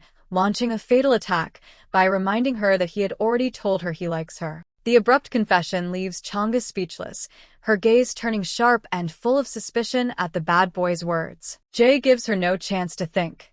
He leans in close to her face, his purple eyes locking onto her mind as he emphasizes that he truly wants to be with her. Overwhelmed by the relentless pressure, Chang'e can only stammer his name unconsciously. However, she quickly regains her senses, decisively bowing and coldly declaring that no means no. The blunt rejection turns the bad boy into stone instantly. He sits motionless as a gloomy aura surrounds him, making Chang'e panic despite herself. She inwardly cheers with joy, praising herself for not falling for his tired old tricks. But her joy is short-lived. She freezes again when she sees his face filled with deep sorrow, as he whispers that this time he had gathered all his courage only to be rejected again. Just when Chang'e thinks it's all over, his hand suddenly reaches out, gripping her sleeve in a last-ditch effort, forcing her to turn back and face him, the atmosphere between them becoming more complicated than ever. Jay hesitantly asks if they can continue to maintain this fake relationship for just a while longer. Looking into those eyes, Chang'e suddenly understands why this guy has such an intense charm that drives so many people crazy. She notices that despite his gentle words, he always exudes a possessive persistence through his unyielding grip on her hand. When that strange persistence combines with that unreasonably handsome face, it creates a deadly attraction that makes all barriers seem meaningless. Chang'e shivers, realizing this guy is far too dangerous, and if she doesn't decisively draw the line right now, she will be caught in his whirlpool forever. She takes a deep breath and calls Seokji Sunbi by name to begin a confrontation aimed at ending all hollow hope. Jay softly responds with a gloomy look, as if he had already foreseen the harsh words about to hit him. Chang'e decides to be honest just this once. She looks straight at him and says she truly doesn't understand why he would even want to date her. The bad boy's face suddenly goes blank, his purple eyes showing clear shock at the direct question hitting his psyche. In the quiet park, she asserts that she doesn't understand why he says he likes her or why he keeps helping her, as there isn't even the slightest reason for any of it. Chang'e confesses that she is truly feeling extremely confused by his strange actions and proposal right now. In the silence under the streetlights, she only dares to glance at Jay's still back while her heart pounds incessantly with fear. Looking at his face, which remains bowed without a word. She wonders in panic why he hasn't reacted at all to her recent rejection. That gloomy expression makes Chang'e turn pale, fearing this bad boy is about to use his tearful tactic to psychologically manipulate her once again. After a suffocating silence, Jae finally speaks up, softly affirming that he clearly understands the issue she is worried about. He suddenly stands up, making Chang'e jump in fright, completely caught off guard by the lightning-fast change in his attitude. The bad boy flashes a wicked and confident smile, challenging her by asking if she just needs a truly clear reason to accept dating him, right? While Jae is in a state of high euphoria with his new calculation, the young girl can only sit helplessly on the bench, inwardly lamenting her unlucky fate. The silent night sky seems to be hiding a major incident as a strange voice rings out, full of suspicion regarding his unusual absence. In front of the apartment, a group of strangers wearing masks is lurking and waiting, secretly guessing that perhaps their Seokji is busy dating some girl. Bansuk Jae's stalkers are lurking in front of the apartment, mocking the assumption that if he is busy dating, he won't bother coming back tonight. Mid-chatter, a mysterious blonde woman suddenly stops, her lips tightening as she hears the irritating word girlfriend. The girls scramble to confirm the information, unable to believe the bad boy who specialized in hunting other people's lovers is now actually taken. A girl in the group quickly informs the leader that ever since he got a girlfriend, Jae has been walking around with a cocky attitude as if he owns the place. Facing the harsh truth, the woman still tries to maintain her haughty air, declaring that she is simply too busy to bother with such trashy rumors. However, the malicious smirk that appears immediately afterward betrays her far from simple intentions. Standing under the silent night sky, she secretly resolves that she needs to have a serious talk with the bad boy to end everything. The scene shifts to a sun-drenched coffee shop where the urban noise seems pushed back behind the glass doors. Chang'e sits dazed at a table full of sweets, her gaze distant as she looks out at the streets with a nameless, lingering sadness, only for the image of Bansuk Jae to occupy her mind once again, making her realize it has been a long time since she last saw that dangerous hunter. Chang'e sits alone in the coffee shop, breathing a sigh of relief as if she just shed a 1,000-pound burden after days of being stalked by the bad boy. However, deep within those pale purple eyes, a hint of concern remains. She secretly thinks that things haven't truly settled as they appear. Just then, her best friend Jungju appears and begins her endless promotional song, firmly asserting that no club is as wonderful as hers. The girl doesn't hesitate to put on a dramatically tearful face, pleading with Chang'e to have a change of heart and save the group on the brink of dissolution. Seeing her friend overacting, Chang'e can only give a bitter laugh and tell Jungju to immediately stop this staged marketing performance. As soon as the registration form is pushed in front of her, she decisively puts her hand on the table and declares bluntly that there is absolutely no way she will join. Chang'e laughs brightly, leisurely explaining that being entangled with Bansuk Jae taught her a lifelong lesson she never wants to repeat, which is to avoid at all costs anything that looks like it will bring trouble to her peaceful life. Jungju is bewildered, not understanding what profound philosophy her friend is mumbling about, while Chang'e only smiles mysteriously,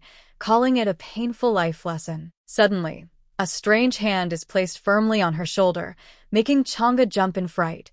Her heart nearly leaps out of her chest as she hears a shocking interrogation about something she herself knows nothing about. Just after declaring she would stay away from trouble, the biggest trouble named Bansuk Jae appears right behind her, leaving Chang'e speechless with terror. The bad boy wears a suggestive smile, casually asking what the two girls are plotting that looks so secret. Chang'e's heart nearly stops when Jae firmly asserts that he heard his name mentioned in a rather unpleasant way. He narrows his eyes inquisitively, letting out a suspicious sound that instantly turns the atmosphere extremely tense. While the young girl breaks into a cold sweat from fear, the seasoned hunter seems highly amused by his prey's confusion. He doesn't hesitate to wrap his arm around her shoulder possessively, his wicked smirk making Chang'e feel like she is about to be swallowed whole. She frantically tries to deny the accusation, but the senior's sharp gaze seems to see right through every clumsy lie. But at that moment, Jungju suddenly makes a rescue move by boldly claiming they were only discussing club matters. Without a second thought, Chang'e hurriedly nods like a machine to confirm it, accidentally pushing herself into a new commitment full of variables. Jae mumbles about joining the club with a calculating look, signaling that the next dramatic chapter is about to begin. Jae casually nods in approval, suggesting that joining clubs is actually a great way to enjoy one's time. Jungju doesn't miss the chance, quickly introducing herself as Lim Jungju, Changa's best friend and a senior in the political science department. Responding with a sophisticated demeanor, the bad boy also introduces himself as Ban Seokji, an industrial engineering student. Jungju smiles suggestively, glancing at their attitudes and boldly asserting that she is certain Jae is her friend's boyfriend. Those words hit the mark, making Jae crazy with joy.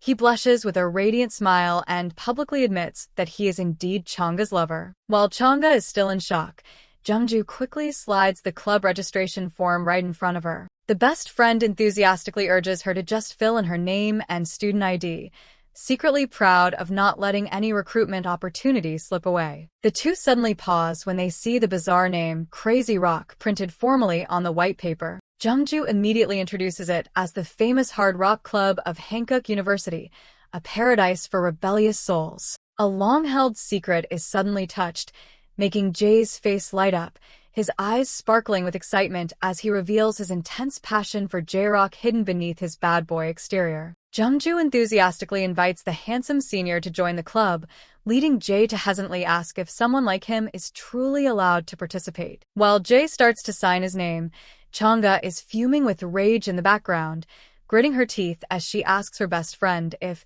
she has a death wish. Despite the threat, Jungju remains radiantly cheerful, hurriedly packing her things before quickly slipping away to leave some private space for the fake couple. The atmosphere in the shop suddenly becomes suffocatingly awkward with only Changa and the bad boy left with his unpredictable schemes. To break the terrifying silence, Changa stammers a suggestion that they should both head home right now to avoid any further unnecessary trouble. However, Jae abruptly drops a blunt refusal, sending the young girl back into a state of extreme confusion once again. Before Changa's bewildered eyes, the bad boy gives a triumphant smirk as if everything is playing out exactly according to the script he painstakingly prepared. Jae suddenly looks deep into her eyes and whispers, "Didn't you say you wanted to see it?"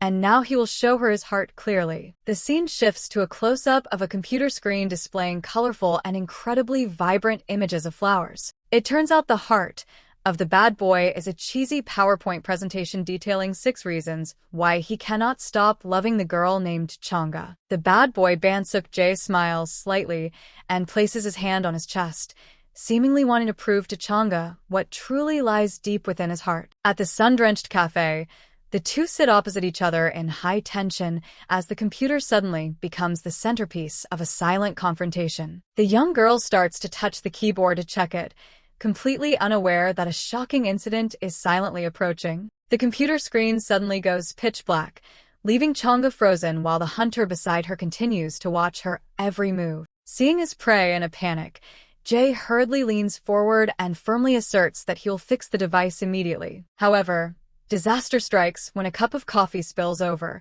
drowning the entire keyboard in a cruel flow of dark liquid. The bad boy still tries to maintain a forced smile, frantically trying to clean it up while promising that as long as it is cleaned quickly, everything will be fine. But excessive clumsiness causes the tragedy to repeat a second time as the dark liquid once again splashes onto the poor laptop. In the surrounding silence, the computer officially dies, leaving the bad boy stunned with a darkened face for having caused a major, irreversible disaster. Changa diligently wipes the stains off the broken device, inwardly screaming a bitter affirmation that none of this is her fault. The bad boy bows his head full of remorse for breaking the computer, leading a sympathetic Changa to tell him not to worry about it. However, a purple aura of killing intent suddenly surrounds Jae as he coldly reveals that he had actually backed up all the important data beforehand. This truth makes Changa both sigh in relief and look on in astonishment at the confident strides of the hunter whose true nature is gradually being revealed. Jae suddenly reaches out and tightly grasps both of her hands on the table,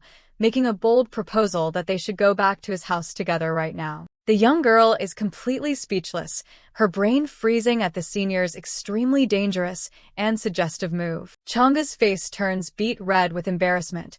She cannot stop trembling and resisting a situation that seems to be slipping out of her control. In contrast to her panic, Jay only gives a magical smirk, his deep purple eyes showing the clear triumph of a man who is always in control of the game. In the middle of the sun-drenched cafe, he stubbornly holds onto those small hands as if to affirm that he will never let her escape. Bansuk Jae secretly flashed a triumphant smile because the precious 6 Reasons I Like Changga file had actually been safely backed up on the system. The bad boy immediately came up with the idea to go home and present it to her on his iPad in a more private setting. He confidently asserted that he had an iPad at home, ready for a love presentation with just the two of them. Hearing this, Changga's mind immediately pictured a horrific scenario where the bad boy, with a savage smile, was cornering her. He slowly closed in, his sly face right next to her ear, leaving her breaking out in a cold sweat in sheer panic. And then,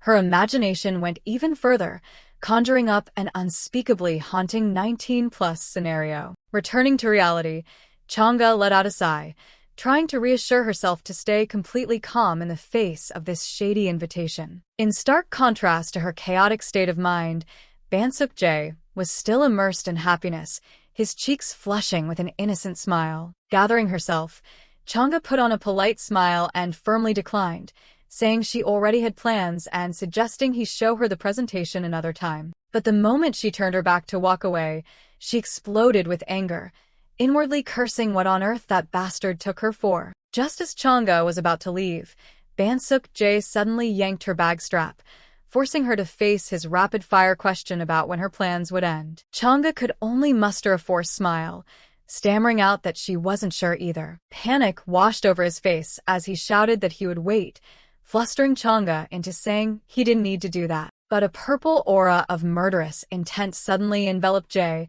and he growled in a deeply haunting tone, declaring that he would definitely wait for her. The bad boy stumbled after her, his face looking as if he were about to cry, leaving Changga with no choice but to step back in alarm and say no. But right after that, he suddenly grabbed her arm, causing Changga to startle and yell that everything was truly fine. Hearing the rejection, Jay looked down, his hand instinctively reaching up to his ear like someone who had just been deeply hurt. The bad boy stumbled after her, his face looking as if he were about to cry, leaving Changga with no choice but to step back in alarm and say no. But right after that, he suddenly grabbed her arm, causing Changga to startle and yell that everything was truly fine. Hearing the rejection, Jay looked down, his hand instinctively reaching up to his ear like someone who had just been deeply hurt. Bansuk Jay stood frozen, his hand unconsciously moving to his ear as if to soothe the pain of the harsh rejection. Right after that, a shocking rumor quickly spread across the university campus. A group of female students were whispering about Bansuk Jay, saying he had just been caught cheating by his girlfriend and received a thunderous slap. They clicked their tongues, saying, "A leopard can't change its spots," while admiring the girlfriend for daring to make a move, since normal people wouldn't even dare to date Jay. One of them curiously asked if the two had finally broken up or not. Just then, a friend of Changga happened to walk by and overheard the entire story with a look of astonishment. Afterwards, this friend sought out Changga and told her that was the exact rumor spreading everywhere. The friend looked straight at Changga and inquired what the truth behind that story really was. The friend continued to press, saying it wasn't because of cheating, right? Changga immediately turned away, breaking out in a sweat, and stammered an admission that maybe she really did slap him. Upon hearing this, the friend immediately rushed over with a horrified expression, screaming to know what happened and demanding that Changga tell her everything. Changga let out a sigh and began to recount her complicated story. After listening, the friend expressed surprise that Changga had escaped the situation in one piece because the rumors about Sukjae were no joke. Changga peeked through the gaps between her fingers, sighing heavily, and wondered if this situation could even be called surviving. Her friend anxiously asked if there was anything else, but Changga only replied vaguely that not really. Changga explained that his attitude had completely changed since that day, or to be more precise, the figure of Bansuk Jae, who used to linger around her in class, suddenly vanished as if he had never existed. The figure of him, who used to follow her all the way to the TOEIC center, also abruptly disappeared. Even at the cafe, where she worked part-time, the familiar figure of the bad boy vanished into thin air. Chang'e concluded with a melancholy look that since that day, it seemed he had completely disappeared from her life. Chang'e turned to ask her friend's opinion, explaining that she had already apologized to him that day. However, her face immediately clouded with worry and gloom, because even though Seokji-sunbi said it was fine, he clearly wasn't fine at all, and she thought she should apologize properly. Her friend could only offer a forced smile, asking why Chang'e was even asking her something like that. Her friend reminded her, asking wasn't it true that Chang'e used to want to keep her distance from him, so wouldn't it be better to just leave things alone? Chang'e looked down, stammering in response that she knew. But the image of Bansuk-jae with a hurt face after being humiliated by her kept coming back, making her conscience constantly ache, and she couldn't just let it go. Thinking of this, Chang'e clenched her fists and firmly declared that she absolutely had to officially apologize to him. She immediately wondered how she should do it, whether to call or text, or if he would hate it if she suggested meeting in person. Meanwhile, her friend just smiled and took a sip of water, secretly thinking that Chang'e was truly too impulsive sometimes. Chang'e hesitantly typed a greeting message to Seokji-sunbi, beginning her plan to apologize after days of avoiding him. She continued drafting the content, expressing her desire to sincerely apologize for the trouble that occurred that day. Standing blankly in the middle of the street, she thought to herself that if he didn't mind, she was ready to meet in person whenever he was free. Her face beaded with sweat from the tension, constantly hesitating over whether or not to press the send button. But the moment she looked up, she was shocked to realize Seokji-sunbi's figure was standing right ahead. Seeing him in an elegant black suit, she decided not to text anymore but to approach him directly to apologize. She tiptoed over and flashed a bright smile, greeting him that it had been a long time since she last saw her senior. However, that smile suddenly froze before the word senior could even fully leave her lips. Chang'e froze with a look of utter astonishment as the car in front of her suddenly started its engine and drove off. She could only watch in silence as the car sped away, leaving behind a deep sense of disappointment and utter shock. The mysterious woman watched with contemplative eyes, inwardly wondering what on earth was going on. Just as the car carrying Bansuk-jae sped away down the empty street, leaving a heavy silence. As night fell, Chang'e lay motionless in bed, with nothing but the buzzing of crickets around her in the darkness. She recalled the events of this morning with sorrowful eyes, unable to stop thinking about her senior's strange attitude. Her hands instinctively clenched the blanket, bitterly wondering if that was his way of declaring he would never look at her face again. She sat up in the dark, her mind consumed by suspicion over why he still hadn't ended his relationship with that other person. The image of herself smiling radiantly by his side appeared like a reminder of the sweet illusions that had shattered. A malicious thought flashed across her mind that perhaps he was just pretending not to know her for fear of being caught by the woman with him. Chang'e startled in horror, her face turning pale as she thought of the worst-case scenario, that the two of them had actually rekindled their old flame. She tensed up with anger, inwardly mocking that after so much humiliation, that woman still lacked any self-respect as she crawled back to cling to him. Woochun's sunny smile suddenly came to mind, making Chang'e's heart tighten since her long-standing one-sided love had still not faded. She pulled the blanket over her head, telling herself that the senior's business had nothing to do with her when she herself still couldn't let go of her past feelings. But then she suddenly sat up and screamed aloud, her heart full of rage at the thought that the woman was married, yet Seokji still threw himself into it. After her outburst, Chang'e sat blankly with a haggard face, lost in a chaotic mess of jealousy and utter disappointment. Finally, she decided to give up and bury herself deep under the covers, ordering herself to go to sleep immediately to end this torment. The long night passed in silence by the window, where unspoken thoughts still besieged the young girl's mind. The next morning, Chang'e hurriedly left the house in a panic, inwardly lamenting that at this rate, she would definitely be late for class. But the moment she stepped into the hallway, she froze upon seeing the figure of an unfamiliar woman standing in front of her senior's apartment door. Chang'e stood frozen with a look of utter astonishment, trying to make out the identity of the person behaving so mysteriously right before her eyes. It was a woman strangely dressed with a floral shawl and sunglasses completely covering her face, making her scream inside her mind.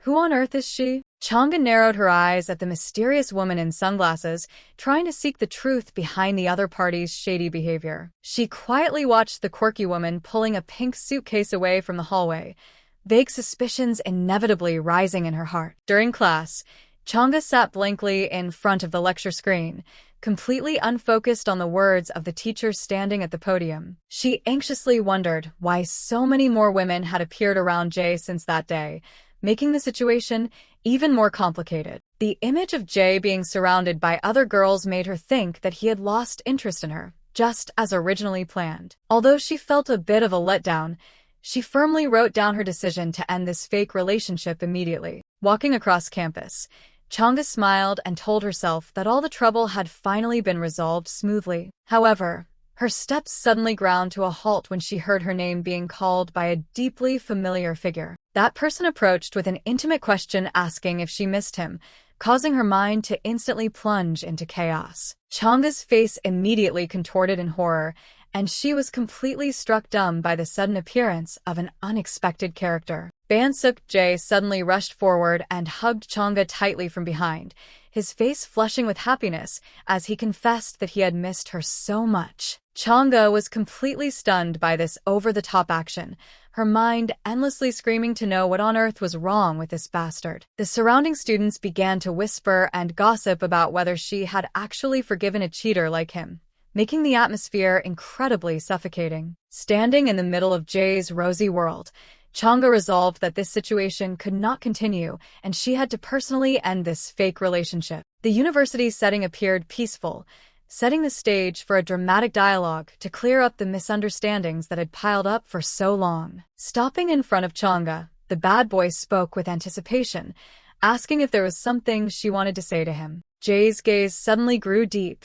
He tilted his head slightly and firmly asserted that he had witnessed the entire incident that occurred that day. Chang'e immediately struck back by demanding to know the identity of the strange women who kept covertly coming and going from his apartment. She continued to corner him by bringing up how he had rekindled his old flame with the woman from the bar, causing Jay's mind to instantly fall into a state of chaos. With a face so panicked it was pitiful, the bad boy could only stammer that he was truly completely clueless and had no idea what she was talking about. Mistook put on an innocent face amidst the flowers, making Chang'e's blood boil with anger. She narrowed her eyes at the bad boy suspiciously, demanding to know if he was planning to play dumb to cover everything up. However, Chang'e suddenly changed her expression, flashing a decisive smile and declaring that she would let everything go. She smiled and asserted that romantic matters were a private issue, so he really didn't need to explain anything to her at all. Mistook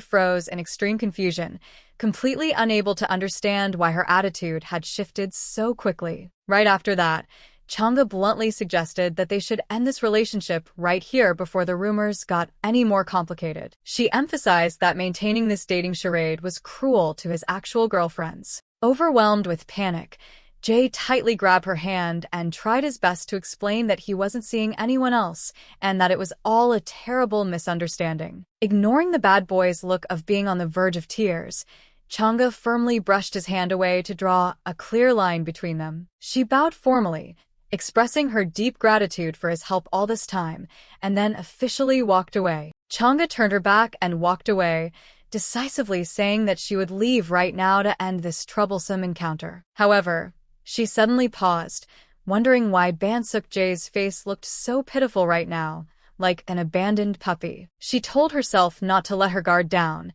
inwardly asserting that he was actually just a cunning old fox. Walking away with determination, Chang'e promised herself she would never let herself get caught up in this bad boy's games ever again. Time passed, and the wide-open window welcomed the morning sunlight along with the chirping of birds, signaling the start of a new day. Underneath the blanket, feet gently shifted, making rustling sounds that broke the quiet atmosphere of the room. A dramatic line of text appeared like a firm affirmation that she would never change her original intention. Meanwhile, Bansuk-jae was still fast asleep with a peaceful face, completely unaware of what was about to happen. But then a sudden chill made him shiver awake, muttering complaints about the room temperature in a half-awake, half-asleep state. The moment he opened his eyes, the bad boy froze completely upon seeing Changa's face right next to his in an incredibly awkward situation. Changa was horrified to find herself and Bansuk-jae lying in the same bed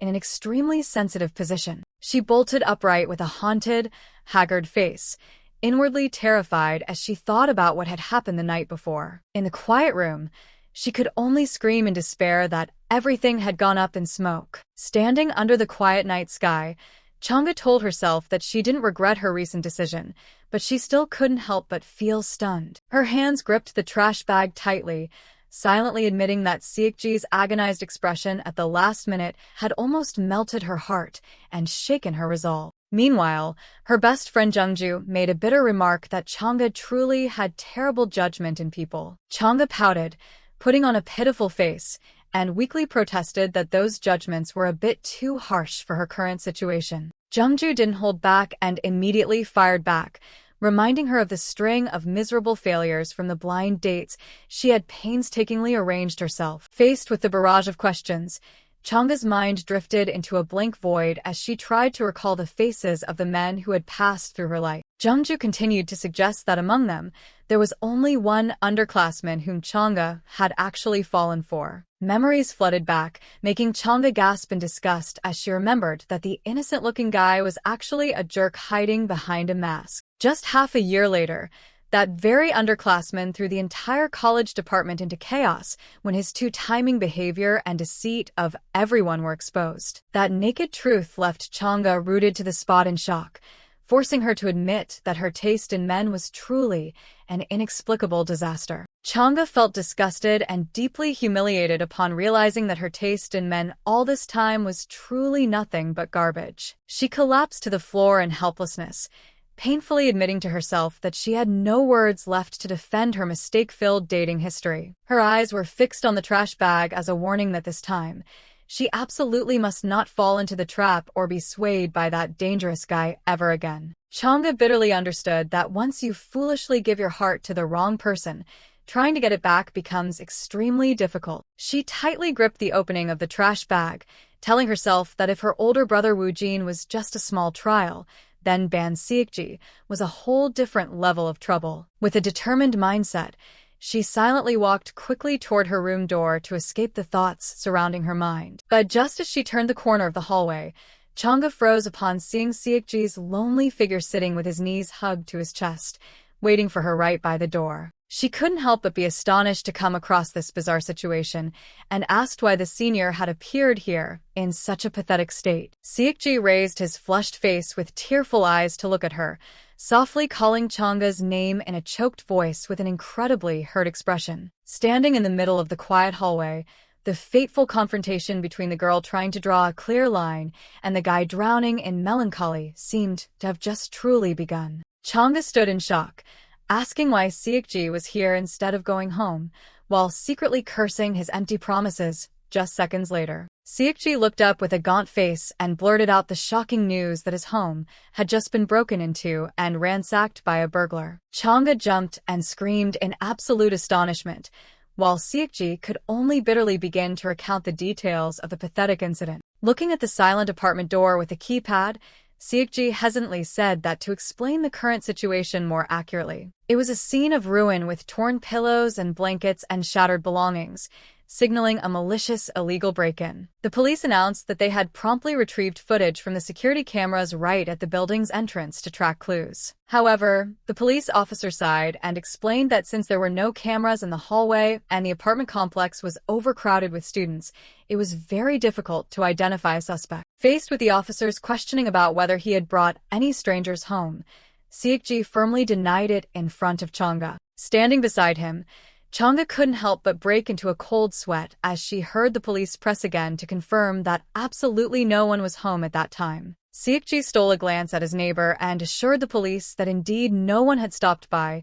turning their fateful night into an absolute secret. Chang'e covered her mouth in shock, suddenly remembering that she had seemingly crossed paths with the culprit right in this hallway. The image of the strange woman with a floral shawl and a pink suitcase stealthily leaving flashed vividly across her mind, making Chang'e shudder in terror as she realized that was the very thief who broke into and trashed Siekji's apartment. Standing outside room 309, the police wrapped up their work and announced that they would be in touch soon once they had more clues. The two officers seriously requested Siekji to keep the crime scene intact until the forensics team arrived to collect fingerprints tomorrow. Siekji and Chang'e bowed simultaneously to thank the authorities for their help while the atmosphere remained tense. Right after the police left, Chang'e anxiously asked Siekji where he would stay tonight and suggested looking for a friend. But the senior could only look down, sadly confessing that he didn't have a single friend by his side right now. Chang'e suddenly remembered the rumor that Siekji specialized in stealing his best friend's girlfriends,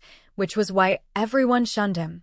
Looking at him now, he seemed truly pathetic and lonely. After throwing the trash bag into the bin, she still couldn't stop wondering whether a notorious guy like him was truly that lonely. Chang'e turned away decisively, telling herself that Siekji's pathetic situation right now was absolutely none of her business. She stomped her feet hard on the floor as she walked, as if to reaffirm that a senior is still a senior, and she absolutely had to maintain her distance and stay true to herself. In the dim darkness, Chang'e quietly left the hallway with iron determination that she would not let herself get dragged into this tangled mess of worries anymore. Her eyes grew sharp as she secretly swore to herself that this time, she would absolutely never let herself fall into the love trap of that highly dangerous guy. But the moment she turned around and saw Siekji pathetically sitting there searching for a 24-hour cafe on his phone, Chang'e's heart suddenly wrenched with pity. Tears involuntarily welled up in the corners of her eyes,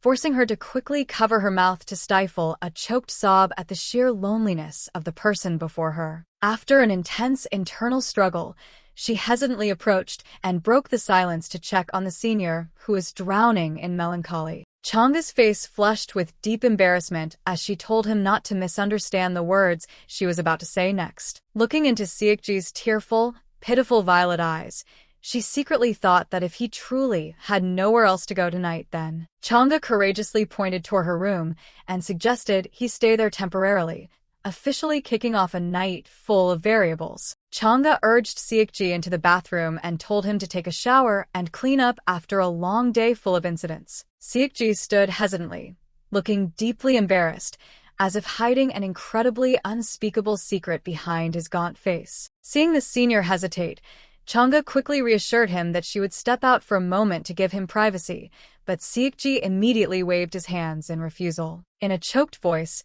he bowed his head and admitted the cruel truth that he currently didn't have a single personal item with him. Chang'e's eyes widened in surprise, not yet understanding what Siekji meant until she saw his face blushing furiously with shame. Siekji stammered, explaining that the damn thief had ruthlessly torn all his clothes to shreds or taken them all away. Hearing about the torn clothes, Chang'e shuddered in terror, wondering to herself if the thief who broke in was a sick pervert. The man's humiliation reached its peak when Siekji confessed that he didn't even have a single pair of underwear or a toothbrush left. The two stood rooted in the middle of the room in a suffocatingly awkward atmosphere, neither daring to look up and make eye contact with the other. Chang'e could only put on a bitter, forced smile, screaming internally at this bizarre situation that went beyond all imagination. The night sky fell over the empty street as the two stopped in front of a brightly lit convenience store. Siekji stood hesitating in front of the store shelves, his eyes showing obvious awkwardness at having to personally pick out sensitive personal items. Meanwhile, Chang'e stood beside him with a highly vigilant expression, completely oblivious to the calculating, triumphant smile on the senior's face. The two headed toward the checkout counter, where another couple was being affectionate with each other, suddenly making the atmosphere extremely stifling. Chang'e broke into a nervous sweat, trying to avoid everyone's gaze when she saw Siekji casually holding boxes of men's underwear in his hands. His hands tightly gripped the toothbrush set and underwear box, essential items that unintentionally created an ironic situation. Siekji silently told himself that he was feeling a bit strange, as if things were developing in a direction outside of his expectations. The cheerful laughter of the couple in front only added to the embarrassment of Chang'e, who was trying to shrink back and escape reality. The laser light from the barcode scanner swept across the men's underwear box, marking a deeply humiliating checkout moment right in the middle of a crowd. The peak of humiliation came when the last sensitive item was passed through the scanner, making Chang'e's soul feel like it was going to explode from extreme shame. Chang'e cried out in panic when she saw Siekji still casually standing there, even though she was incredibly embarrassed right at the checkout counter. He even delivered a fatal blow by asking the cashier to add the pack of snacks in his hand to their shared bill. Siekji tilted his head with a bewildered expression, as if he didn't understand why his neighbor was reacting so fiercely and awkwardly. Chang'e's hands suddenly became clumsy as she tried to pack up the items quickly to hide her rising embarrassment. But she was immediately approached from behind by Siekji, who whispered to ask where she was going when he wasn't even done yet. The senior's deep gaze and suggestive smile at such close range completely drove Chang'e's mind crazy and paralyzed her. Returning to the room, she sat blankly on the bed in the quiet space,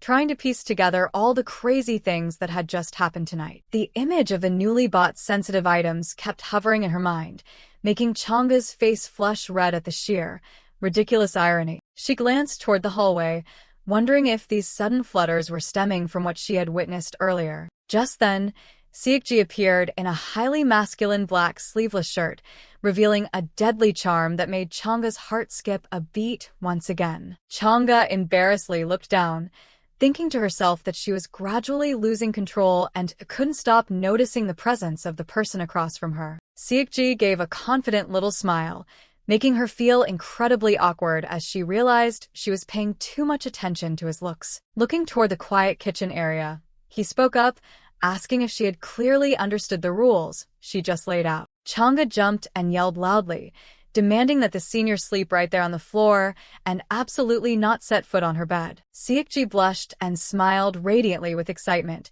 immediately nodding in eager agreement, which left her utterly stunned by his reaction. Sitting on the bed looking down at the guy hugging a pillow and beaming brightly with floating hearts, Chang'e could only wear a highly annoyed expression. Siekji looked at her with sparkling, affectionate eyes, while she could only sigh wearily at this man's excessive enthusiasm. Trying to end the long, troublesome night, Chang'e hesitantly suggested turning off the lights to sleep, but Siekji suddenly spoke up to stop her. His hand unexpectedly reached out, firmly grasping hers, and he insisted that there was still one thing left to do before that. In the quiet space, Chang'e turned back in shock to look straight into his eyes, clearly feeling the tension and the new variables enveloping them both. Siekji broke the silence with a very serious declaration that he had something extremely important to tell her right now. Chang'e focused on listening while Siekji began to recall what had happened earlier this morning. She completely froze with a huge question mark in her head when he abruptly asked a sulky question about why she had been so angry with him back then. Siekji hugged the pillow tightly, slightly bowing his head to apologize for abruptly asking about this matter so bluntly. He pondered melancholically, confessing that no matter how much he thought about it, he just couldn't figure out the reason that made her so annoyed. Faced with that honesty, Chang'e softly spoke up to clarify that she wasn't actually angry, and her feelings at that time were the exact opposite of what he thought. She hesitantly recalled the incident at the cafe when she had accidentally hit the senior with her handbag in a moment of losing her composure. Looking at Siekji's hands resting on the pillow, Chang'e cautiously asked if, deep down, he had felt truly angry at her action back then. Siekji was startled and replied with an innocent face, firmly assuring her that he was completely fine and didn't mind that trivial matter one bit. But Chang'e immediately fired back, asking that if things were so normal, then why had he completely vanished from her sight since that day? Siekji was dumbfounded with a totally confused expression upon hearing the barrage of questions from his neighbor. Chang'e lost her cool and waved her hands around, starting to list a series of times he had suddenly evaporated from her life. Siekji's eyes showed clear bewilderment as he heard Chang'e bring up his skipping their shared class, not showing up at the TOEIC center and the cafe where she worked. Chang'e slightly bowed her head, her voice dropping with self-pity as she confessed she had once thought she was hated and despised by him. But Seokji immediately spoke up to explain that the real reason was that his family had a funeral, so he had been busy making arrangements all these past few days. Hearing the explanation, Changga was stunned, then continued to present evidence of having seen with her own eyes that he ignored her yesterday. Seokji panicked in shock, continuously asking where that incident happened because there was absolutely no image of her in his memory at that time. In Changga's mind, the image of Seokji stepping out of a luxury car driven by a strange woman right in front of the building's gate resurfaced. Seokji, in chibi form, became absolutely terrified upon realizing he was being misunderstood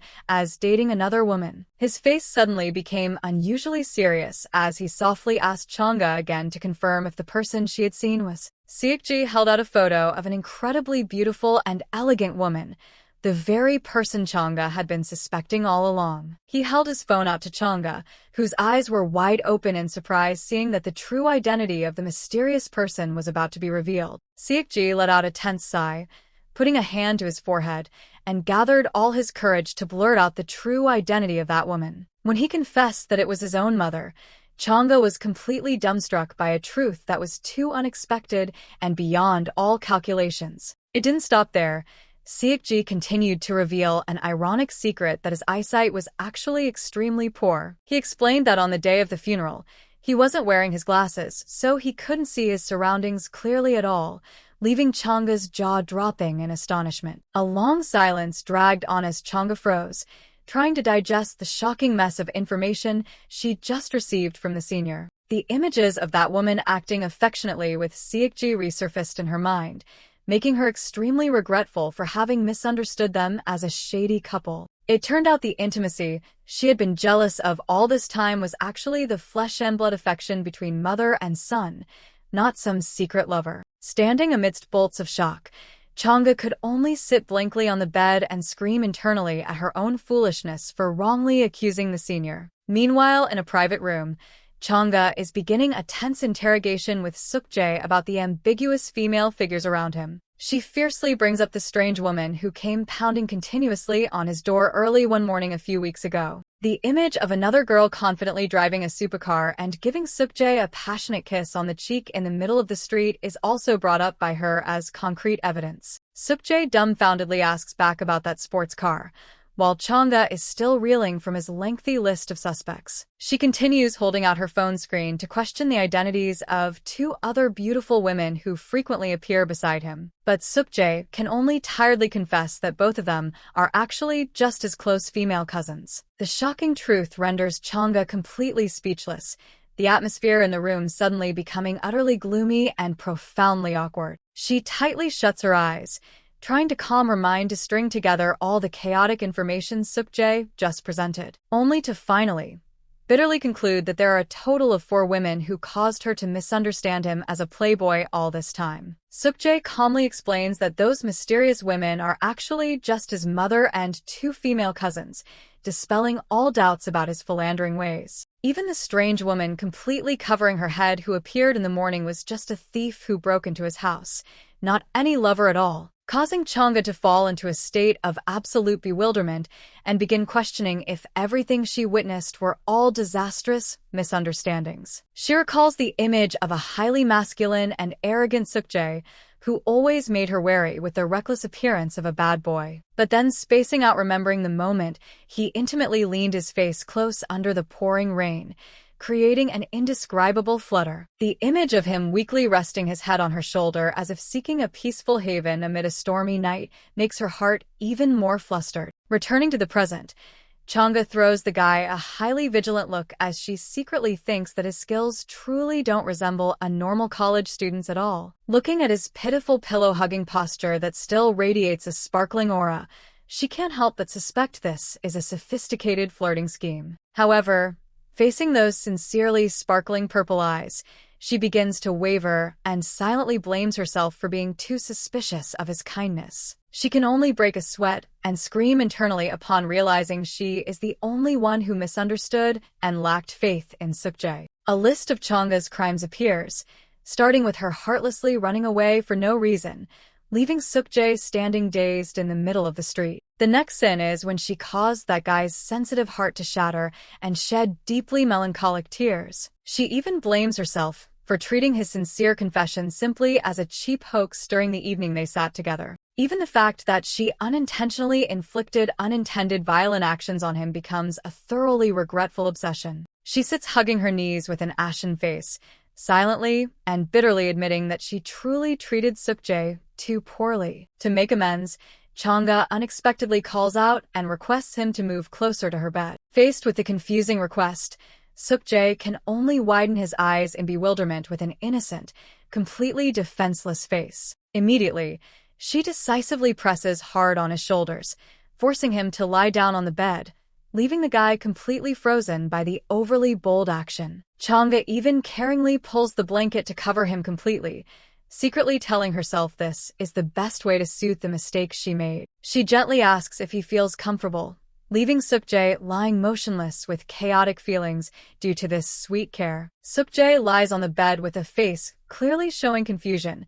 He softly asks why Changga is suddenly caring for him so much. He hastily tries to sit up and insists on going down to the floor to yield the soft bed back to her, but is fiercely stopped. Instantly, Changga uses her hands to decisively press his shoulders down and performs the blanketing maneuver at extremely high speed, leaving him unable to react. With an authoritative, unwavering gaze, she raises her voice to order that he must sleep there and absolutely must not argue another word. Looking at Sukjae curling up under the thick blanket in a chaotic mood, Changga smiles faintly in satisfaction for successfully forcing this stubborn guy to listen. She throws herself onto the temporary mattress spread on the floor, secretly thinking she would feel even guiltier if she let him suffer the cold in this situation. In the quiet space of the dark night, Changga casts off all worries and begins sinking deep into a peaceful sleep right next to Sukjae's bed. In her slumber, she softly mumbles a few dreamy sleep talks with a highly relaxed face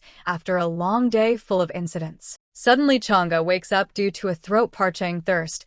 She stealthily walks past the soundly sleeping Sukjae to head toward the small kitchen. She stands quietly in the middle of the dimly lit room, slowly draining the glass of water to dispel tension and enjoy the rare tranquility of the late night. Changga tiptoes past Sukjae's bed to get water, trying not to make any noise that might affect his sleep. But in her drowsiness, she accidentally climbs onto the bed to lie right next to the guy, blurring the distance between them. A while later, Sukjae begins to shiver from the cold in the room, making his body constantly curl up. Seeing that, Changga instinctively grabs the edge of the blanket and pulls it hard toward herself to seek some warmth, so that both simply snuggle into each other, tightly embracing the other and falling into a deep sleep in a completely unconscious state. The morning sun rays shining through the window along with the singing birds signal that a highly turbulent morning has officially begun. Changga bolts upright in shock with a face drained of blood, screaming internally that she has ruined everything. Both fall into a petrified state,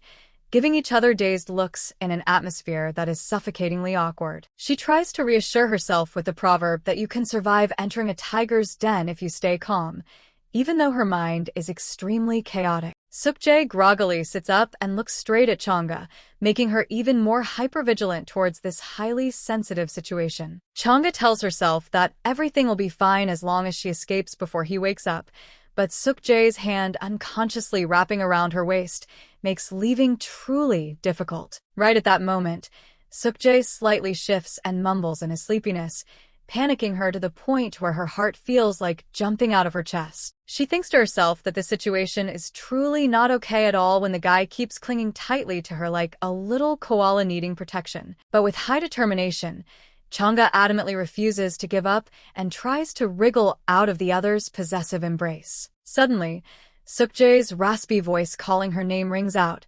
shattering the quiet space and making Changga freeze with eyes wide in shock. Seeing he is awake, she can only flash a forced smile to hide her embarrassment while Sukjae is still groggily pressing close to her body. He looks straight into Changga's deeply flushed face with profoundly purple eyes as if wanting to see through all the thoughts of the person across from him. Sukjae dreamily asks if he is currently dreaming, making her silently pray to let him view this incident as a dream. He raises his hand to lightly scratch his cheek to verify reality and is shocked to realize everything happening is absolutely not an illusion. Changga can only sweat bullets, awkwardly facing Sukjae's deeply questioning gaze, officially kicking off a highly turbulent morning. Sukjae faintly smirks, breaking into a highly suggestive smile, seeming to greatly enjoy this ironic yet very interesting situation. He looks straight at her and whispers, affirming that the realistic feeling right now is completely unlike a dream at all.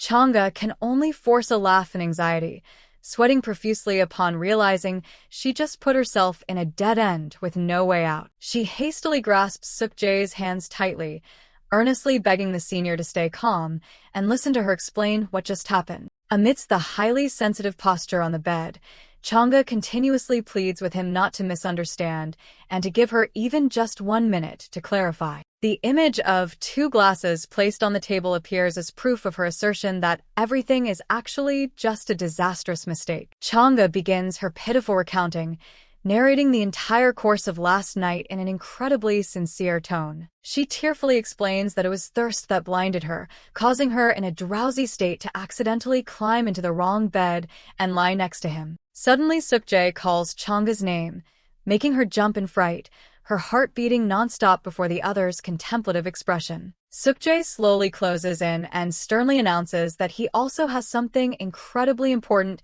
he wants to ask her right now. Sukjae smirks suggestively as he recalls the conversation and feels like something amiss is happening, making Changga startled and flustered by the sudden closeness and razor-sharp gaze of the unpredictable senior. The guy retorts mischievously, asking if she was very worried not seeing a trace of him over the past 3 days. Changga completely petrifies in shock, her mind turning blank before the sharp deduction from the other party. Sukjae tightly grasps her hands and asserts that she is jealous because she thought he was dating someone else and abandoned her. He breaks into a victoriously charming smile, as if having completely grasped the true feelings of his neighbor girl. A while later, Changga walks briskly on the street, quietly telling herself that last night was truly too crazy. She absolutely must not let that happen again. However, she still has to admit that not everything was bad, even though in her heart there remain countless unanswered questions about him. A strange sense of relief suddenly invades her soul, making Changga's steps become more peaceful and lighter than ever. But then she abruptly halts in deep suspicion, wondering if the shocking rumors about Sukjae are truly just that simple. Changga wonders to herself, if it's simply a matter of having many girls surrounding him, then why is Sukjae's reputation so terrible? While a guy like Woo Jin is equally popular with women, but seemingly isn't woven into malicious rumors by people at all. The image of a worldly Sukjae with his hand slightly pulling his collar highly seductively suddenly appears, causing her heart to flutter inevitably. She reassures herself to immediately stop these nonsensical trains of thought right now and try to completely erase his figure from her mind. Changga approaches the stone bench where her best friend Jungju is sitting and waiting, trying to keep the most composed face possible to hide her secret. However, Jungju immediately cuts to the chase, affirming that she heard a man's voice slipping into the phone call last night. The friend narrows her eyes highly suspiciously, issuing an absolutely resolute verdict that the voice definitely belonged to Ban Sukjae. Jungju slams the table, demanding her best friend confess the entire truth immediately, making Changga fall into a state of panic and hastily deny it. She tries her best to explain that Sukjae is just a neighbor and she was comforting him because his house was just broken into and vandalized by a thief. Jungju looks disappointed because the story is too boring, while Changga secretly tells herself to absolutely never let this drama addict know the truth about last night. Jungju unexpectedly brings up Jae-wook, who used to be her mentor in middle school, to kick off a highly mysterious story, making Changga instantly associate him with the image of a successful man with an incredibly attractive, elegant demeanor. However, Jungju hesitantly reveals that the life of that perfect man is falling into a highly desperate situation. Changga can't help but be shocked upon hearing that the senior had become the victim of a crazed stalker for many years. According to the story, the harassment has dragged on for 6 whole years and only just started recurring in a terrifying way last year, to the point where his lifelong major affair was nearly completely ruined, making the underclassmen girl just gape in astonishment. Another shocking detail is that the evil culprit was apprehended by the police, and she turns out to be a student currently attending this very school. Jae-wook wanted to ask Jungju to inquire about the rumors going around.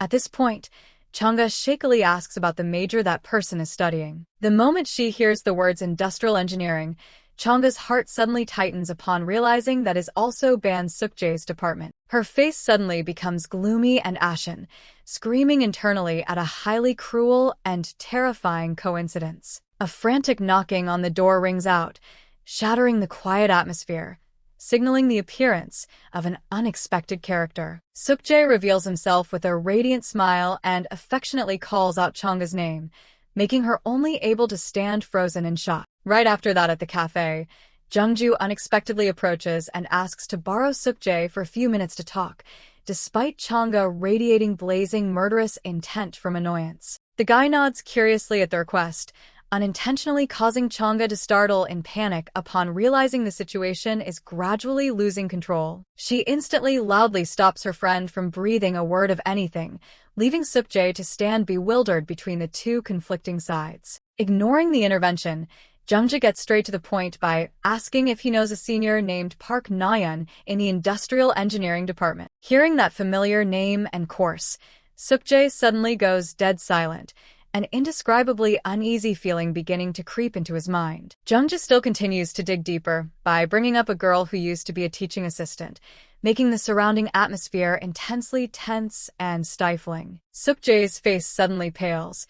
He sweats profusely and falls into a state of absolute terror, as if he just saw a nightmare in broad daylight. The senior's terrifying expression makes Jungju cower in fear, secretly regretting having accidentally touched upon his most shocking secret. Suk-jae hastily apologizes for having an urgent matter to settle right away, leaving the two girls unable to help but stare blankly at his retreating back. Jungju worriedly asks herself whether she said something wrong, while Changa has yet to recover from the shock of that sudden departure. Changa loses her temper and screams because her friend refused to keep her mouth shut, while Jungju is still dazed, not understanding what is going on. The ringing phone blares frantically, shattering the tense atmosphere, forcing Jungju to turn and check her messages with a highly irritated expression. The friend immediately thrusts her phone screen toward Changa, as if wanting to confirm an incredibly important piece of information she just received. Changa's eyes remain glued to the device,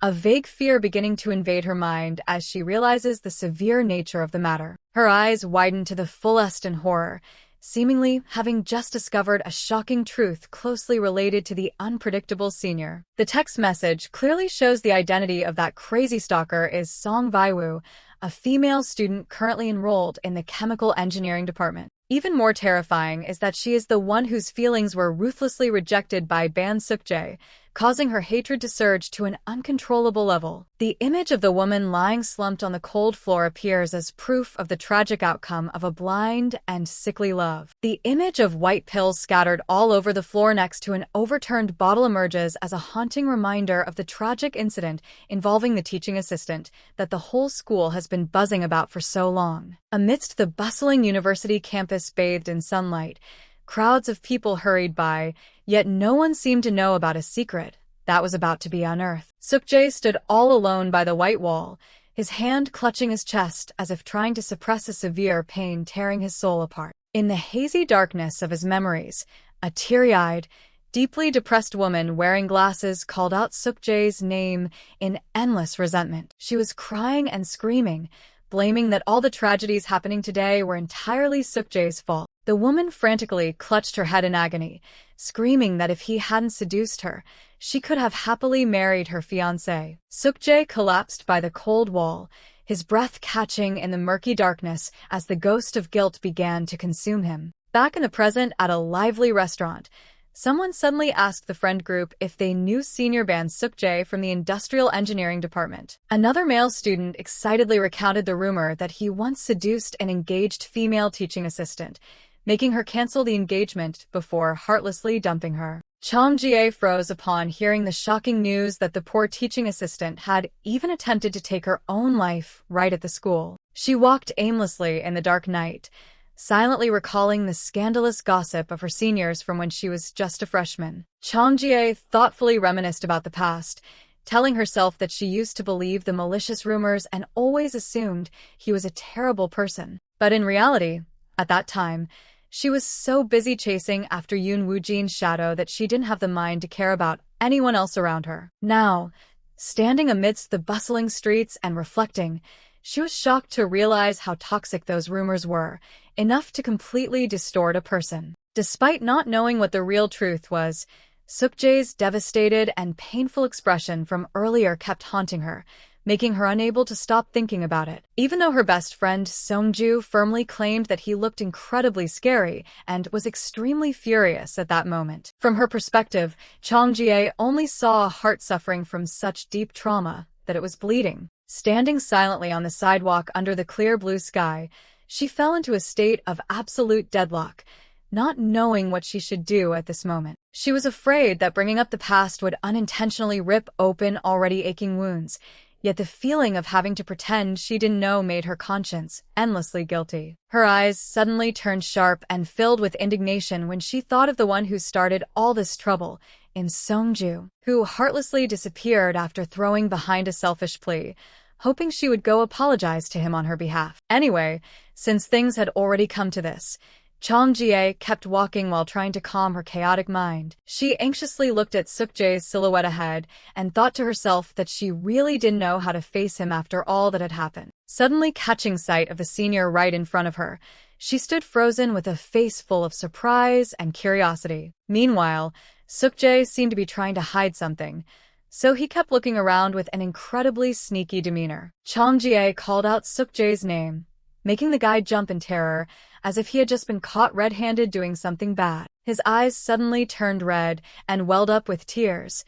That pitiful face seemed to be begging for forgiveness, making her unable to bear scolding him. The clear blue sky seemed to sense the suffocating atmosphere between the two as the truth was about to be revealed. Chang-jae pointed toward the crowd and pressed him, asking if he couldn't go home just because some strangers were intentionally surrounding and blocking the way. Seeing the senior keeping his head down and admitting fault, she felt both annoyed and amused, and sensing an earth-shattering secret was about to be uncovered, she hurriedly stopped him. But it was too late. Chang-jae could only stand frozen in horror upon discovering that the bloodthirsty group of women was actually a club of ex-girlfriends looking for Suk-jae to settle the score. Suk-jae's group of ex-girlfriends gathered, maliciously gossiping about him not coming home lately and sarcastically remarking that he must be sneaking around with some other girl. The sharp gaze of one girl in the group seemed to have sniffed out something unusual happening right behind the corner of the wall. Right when danger approached, Suk-jae suddenly rushed over, hugged Chang-jae, and pulled her hard into a hiding spot, making her only have time to gasp in terror. The crowd of women looked around blankly in sheer confusion as their prey suddenly vanished into thin air like an illusion. The two of them tumbled into a dark, hidden corner, a dry thud echoing through the tense, quiet space. In a highly ambiguous posture, Chang-jae was pressed against Suk-jae's firm chest while the guy squeezed his eyes shut with a look full of guilt and pain. The space seemed to stand still as she sat right in Suk-jae's lap, their intertwined breaths creating a romantic, yet awkward atmosphere. As if waking from a trance, Suk-jae sprang up in extreme panic, leaving Chang-jae to just watch him with a face flushed bright red from embarrassment. He stammered, reached out a hand to apologize, and anxiously asked if his sudden action just now had hurt her. Chang-jae awkwardly lowered her head, her trembling hands trying to hold onto her last bit of composure as she mumbled back that she was fine. Chang-jae held her breath and huddled in the dark corner. Suk-jae's eyes seemed to contain a terrifying obsession as they both tried to hide from the crowd. Suddenly, a scolding voice rang out aiming straight at Suk-jae, making him unable to stop trembling in extreme tension. He sadly admitted that he actually knew exactly the identities of all the women surrounding them outside. Chang-jae gasped in astonishment upon learning that they were all people who used to be in the same classes with him in the past. Suk-jae helplessly explained that he was naturally very bad at dealing with people, so he couldn't even distinguish between kindness and malice. In his memories, he once gave his most sincere smile to open his heart to them, because he thought that friendship was genuine. But ever since then, These women started tailing him like a shadow everywhere he went. They constantly appeared in front of him and uttered complaints, pressing him for the reason why he deliberately ignored their presence. A hysterical person with a gloomy face suddenly got close and dug her nails into Sukjae's shoulders, screaming and questioning him why he didn't answer texts or where he had been all night long. Standing amidst a blazing red, pressure-filled atmosphere, Sukjae trembled as he bitterly realized that the people he once considered friends had now used the most despicable tactics to harass his life. These strange events kept repeating a few more times, and by the time Sukjae realized the severity, the situation had completely slipped out of control. Chang Jie was appalled to discover that the group of women didn't just harass him individually, but they had even bonded as close sisters with each other. She couldn't help but shudder in terror, asserting that this was exactly a highly professional and terrifying group stalking case. While sneaking a peek behind the wall with Sukjae, Chang Jie pressed him on why he didn't seek legal intervention, only to receive a helpless sigh in return. Sukjae explained that these stalkers were all veterans with experience ranging from sightseeing fans to trespassing criminals. They were extremely savvy at finding loopholes in the law. Looking at the melancholy figure of the poor senior, Chang Jie silently felt that this persistent stalking was truly a horrific nightmare for the human psyche. Her eyes suddenly turned sharp as she fueled the intention to find a radical method at all costs to get rid of that pesky crowd. However, Chang Jie suddenly paused with a look full of skepticism when her attention bumped into peculiar features on the faces of that group of women. She was stunned to realize that those people casually smoking and littering seemed to be faces she had encountered somewhere before. It turned out that Chang Jie's way of relieving stress was to carry out a neighborhood beautification campaign.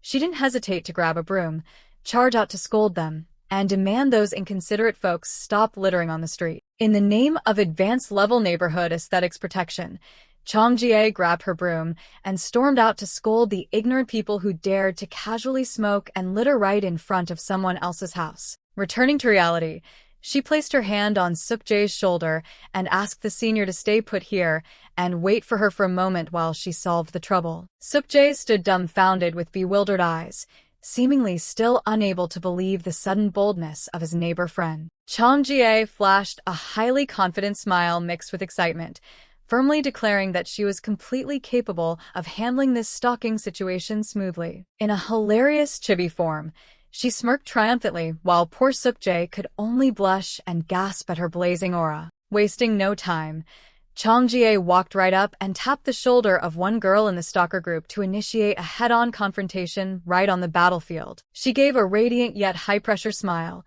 offering a greeting meant to remind them whether they still remembered her face clearly or not. Before the astonishment of the whole group, Chang Jie stated in a stern voice that she had asked them many times not to smoke in this area. The girl who got tapped on the shoulder started sweating bullets, stammering for excuses when she was suddenly cornered and fiercely interrogated by the cleaning goddess. The remaining members of the stalker squad started whispering in bewilderment, asking each other about the true identity of this strange woman. Chang Jie's exorcism move was actually a dustpan full of dog poop, a surprise gift for those who dared to intrude and harass around here. In her fiercely determined chibi form, she bravely swung her weapon, making the ex-girlfriend's club scream, cry, and flee in utter disgrace. The stalkers were scared out of their wits. They clutched their heads in panic and urged each other to quickly get out of the sight of the ferocious, cleaning goddess. With a brilliant mission accomplished text, Chang Jie casually dusted off her hands in triumph and silently let out a contemptuous snort for the troublesome bunch. She strutted majestically under the sunlight, heading straight towards Sukjae, who was standing dumbfounded, unable to believe his neighbor's exceedingly decisive rescue. Chang Jie winked confidently and asked if everything was settled now, making Sukjae blush and gasp at her fiery aura. The guy couldn't hold back and cheered with excitement, immediately rushing over to hug his savior in an atmosphere filled with pink hearts. But Sukjae instantly turned into a pitiful puppy with drooping, sorrowful ears when he met the cold, glaring eyes from the other side. He sadly bowed his head and thought to himself that it was so strange how he felt his heart flutter at this girl's fierceness and decisiveness. Because in the past, Chang Jie had forged her bravery by facing countless bullies just because of the troubles surrounding Wu Jin Appa, so she no longer knew what fear was. Looking at that group who only dared to bully with numbers, Chang Jie silently judged that they were actually just cowards always trying to act dangerous. She sneaked a skeptical glance at Sukjae, wondering why a grown man like him could be pushed around so easily by that group of women. Meanwhile, the senior suddenly changed his attitude.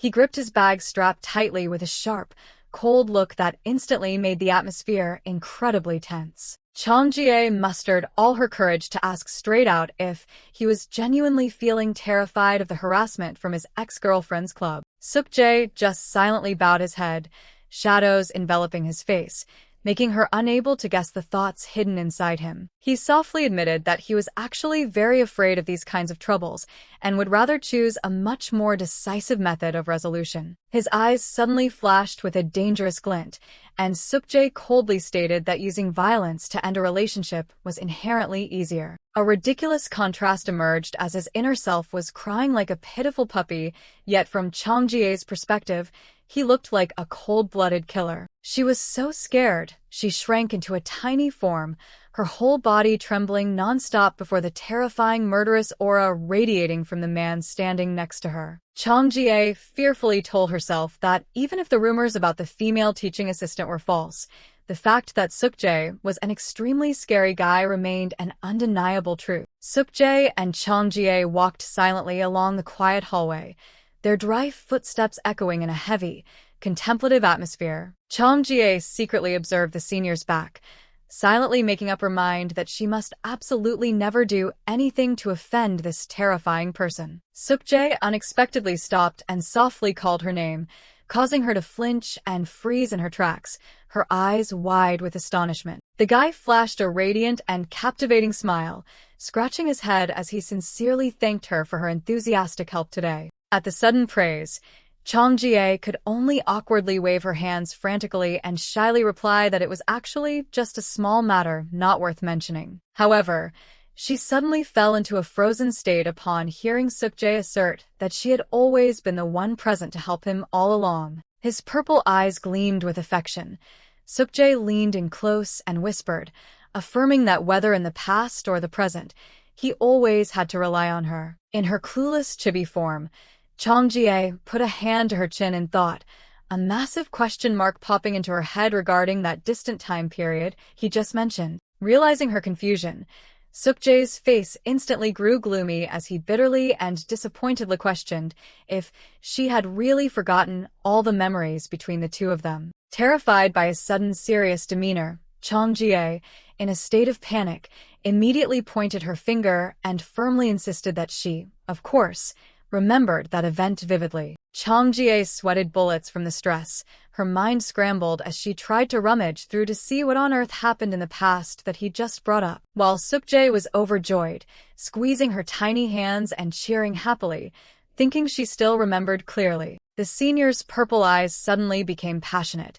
Sukjae blushed and confessed that he seemed to have secretly harbored feelings for Chang Jie ever since that fateful moment. But she could only force an awkward laugh, screaming inwardly that in reality, she couldn't recall a single fragment of memory to respond with. Returning to her room with a heavy heart, she dropped her handbag onto the floor and let out a weary sigh about the heavily uncomfortable day that had just passed. In her despairing chibi form, Chang Jie frantically tore at her hair, feeling like her life had turned into a chaotic mess ever since she got involved with that troublesome senior. Even if she racked her brain, she was still absolutely certain that their first meeting was at the bar.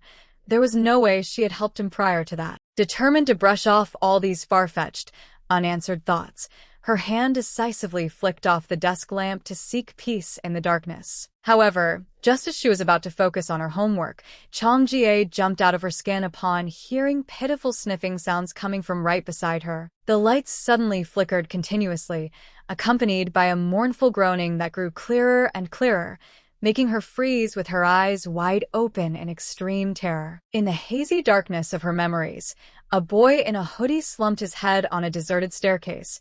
That melancholy groaning seemed to still haunt her even now. All of a sudden, Chang Jie sprang up from her bed with her face lighting up, unable to hold back a cheer as the memory fragments of the person she once helped came rushing back. She blankly recalled the figure of that pitiful boy from years ago, someone she had accidentally stumbled upon during his most vulnerable moment. That was when Chang-jie tiptoed closer to a solitary silhouette huddled in a dark corner and softly asked how he was doing with timid apprehension. She squatted down beside him, anxiously inquiring the reason why a male student would sit here sobbing and whether he was facing some serious trouble. Behind a pair of thick glasses, that boy couldn't stop sniffing, his trembling hands trying to suppress his sobs before the sudden appearance of a stranger. He choked up, recalling the image of the high school girl from years ago who saved his soul, making Chang-jie's heart skip a beat at this all-too unexpected truth. However, the atmosphere abruptly changed as harsh reality struck. Chang-jie was standing face-to-face with a strange girl right in the middle of a tense schoolyard. That woman arrogantly declared that she was Wu Jin's official girlfriend, heartlessly mocking that Chang-jie was just an outsider with no right whatsoever to interfere. Chang-jie walked away in a mix of shock and indignation, quietly telling herself that in her entire life, this was the first time someone had been brazen enough to call her out just for such a ridiculous warning. In her tiny chibi form, Chang'e frantically scratched her head in helplessness, silently groaning that she just really wanted to cry at the mess surrounding her. Suddenly, mournful sniffing echoed from the staircase, making her stop in her tracks as she saw a boy in a hoodie sitting with his head bowed, all alone in the dead of night. She blushed slightly in awkwardness while looking at the solitary silhouette, secretly thinking that someone really seemed to be crying their heart out because of her. Chang'e was so tense, she sweated bullets upon realizing that those sobs weren't an illusion but were echoing incredibly realistically right next to her. Stepping closer, she suddenly paused in skepticism as the boy's silhouette looked way too young, and she silently wondered if he had just been scolded to tears by his mom. Looking at her phone clock, which had struck past 1 a.m., Chang'e clicked her tongue in worry because it was too late for someone to just keep sitting in such a cold place. Mustering all her courage, she tiptoed over to stand in front of the strange boy and softly called out with timid apprehension to probe into his situation. Chang'e squatted down, anxiously inquiring the reason why he was sitting here sobbing and whether something serious was happening. Behind thick glasses, that boy couldn't stop sobbing, his trembling hands trying to suppress his extreme vulnerability in front of a stranger. The tranquil night enveloped the high-rise buildings, signaling a fateful turning point about to begin from this very ironic encounter. The painful past resurfaced through the image of Suk-jae being surrounded and bullied by cruel seniors, turning his school days into a persistent nightmare. Chang'e asked in shock if even his friends and juniors were now joining hands to torment him, and Suk-jae could only silently nod in admission. She anxiously looked into his trembling eyes and pressed him on whether he had ever bravely sought help from the teachers. Suk-jae gloomily replied that in this rotten school, it seemed no teacher actually cared about the pain of the students under their charge. The senior's bitter confession left Chang'e frozen in astonishment. She felt suffocated by the terrifying apathy of the adults around him. Not giving up, she continued to ask about reporting it to the police, but Suk-jae helplessly replied that they coldly dismissed the case, claiming there was no evidence. In her furious, tiny form, Chang'e shuddered upon realizing that the maliciousness of kids these days had truly exceeded any limits she could imagine. She tried to seek one last ray of hope by asking if he had ever confided in his parents about these tragedies. Suk-jae bowed his head, recounting in humiliation that even his relatives just heartlessly told him to stop whining and keep going to school as a mandatory duty. Chang'e completely broke down before the cruel truth, silently screaming in sheer terror, wondering how such heartless parents could exist in this world. Suk-jae softly turned to look at Chang'e and sighed, saying that going to school was still fine, as he was already used to people whispering behind his back. But the terrifying truth was that the group kept clinging to him and sending threatening messages,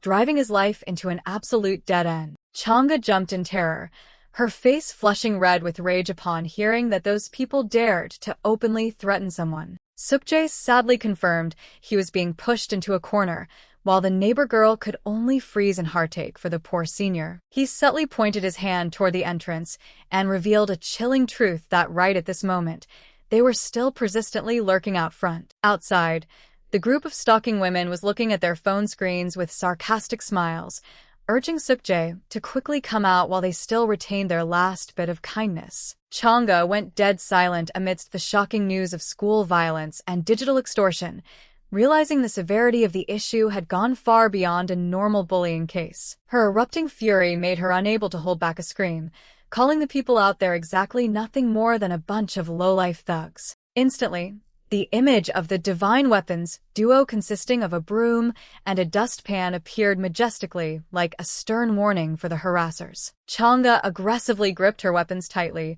ordering Sukjae to stay put right here and let the big sister personally go clean up that troublesome bunch. Sukjae bowed his head and sobbed, his tears streaming down behind thick glasses like a belated cry for help from his past traumas. Amidst the sunlit streets, the green bus rolled slowly, carrying the memory fragments that Changga was gradually piecing back together. Changga closed her eyes in contemplation.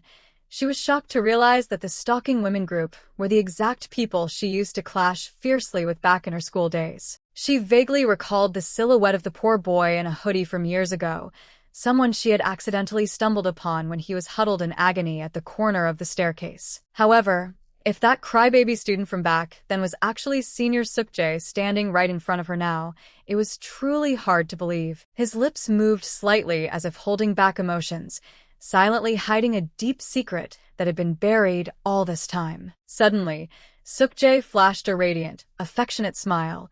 Those deep purple eyes seemed to want to devour her mind, making Changga freeze entirely. She flinched, her face flushing bright red from shyness, completely at a loss on how to react to the sudden change in demeanor of the person opposite her. Right at that moment, a passerby's briefcase accidentally slammed hard into Changga's head amidst the cramped space on the bus, making her cry out in pain. The one who caused the accident was a middle-aged man wearing glasses with a hostile expression.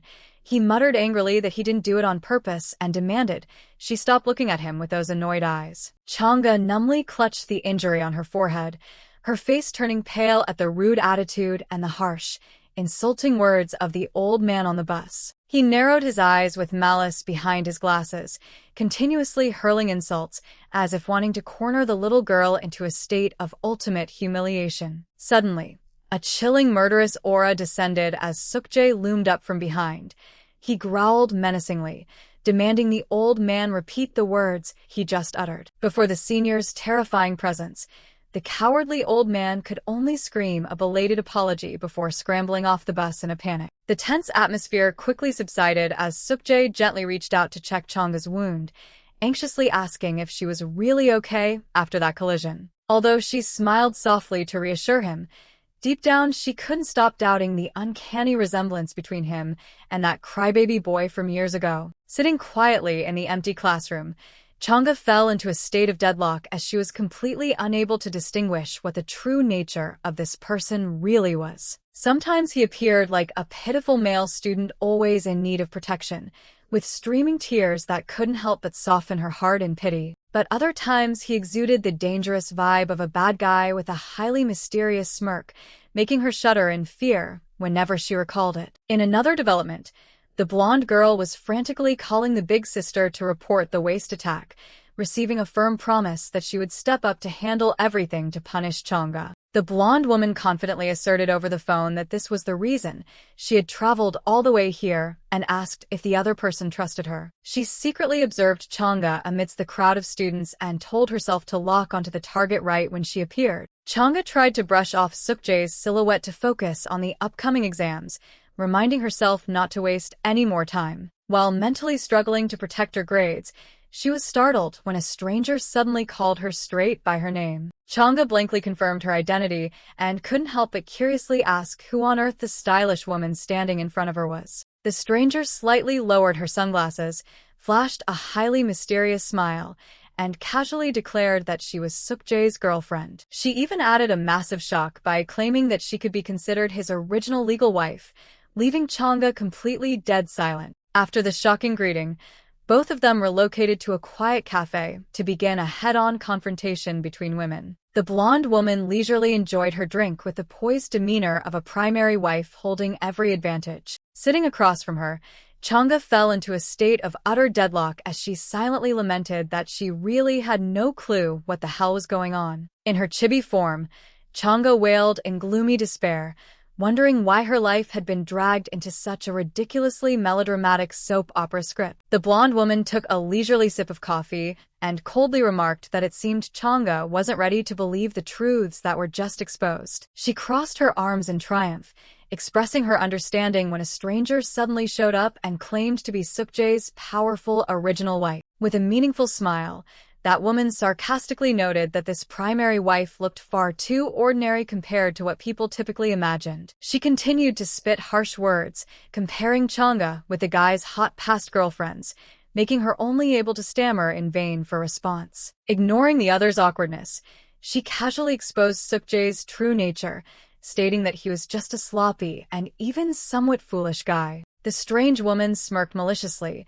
asserting that this was exactly why this clumsy guy could never hide his philandering affairs. Sitting quietly in the tranquil cafe space, Chang'e fell into a state of deadlock, completely unable to figure out what this bizarre woman was aiming at. She thought to herself that things were truly too bizarre, as this woman had just lowered herself while simultaneously turning around to insult senior Sukjae so terribly. Looking deep into the dark psyche, Chang'e told herself that if she really believed she was being betrayed, then these crazy reactions were perhaps understandable. Chang'e narrowed her eyes skeptically, thinking to herself that the woman sitting across from her didn't look like a victim who had just been hurt by betrayal at all. She casually crossed her legs with a triumphant demeanor, radiating an annoying sense of superiority that made the atmosphere even more suffocating. The blonde woman smirked meaningfully, noting that Chang'e still didn't seem willing to take the bait of her provocations. She tilted her head and mockingly interrogated whether she truly couldn't see the truth,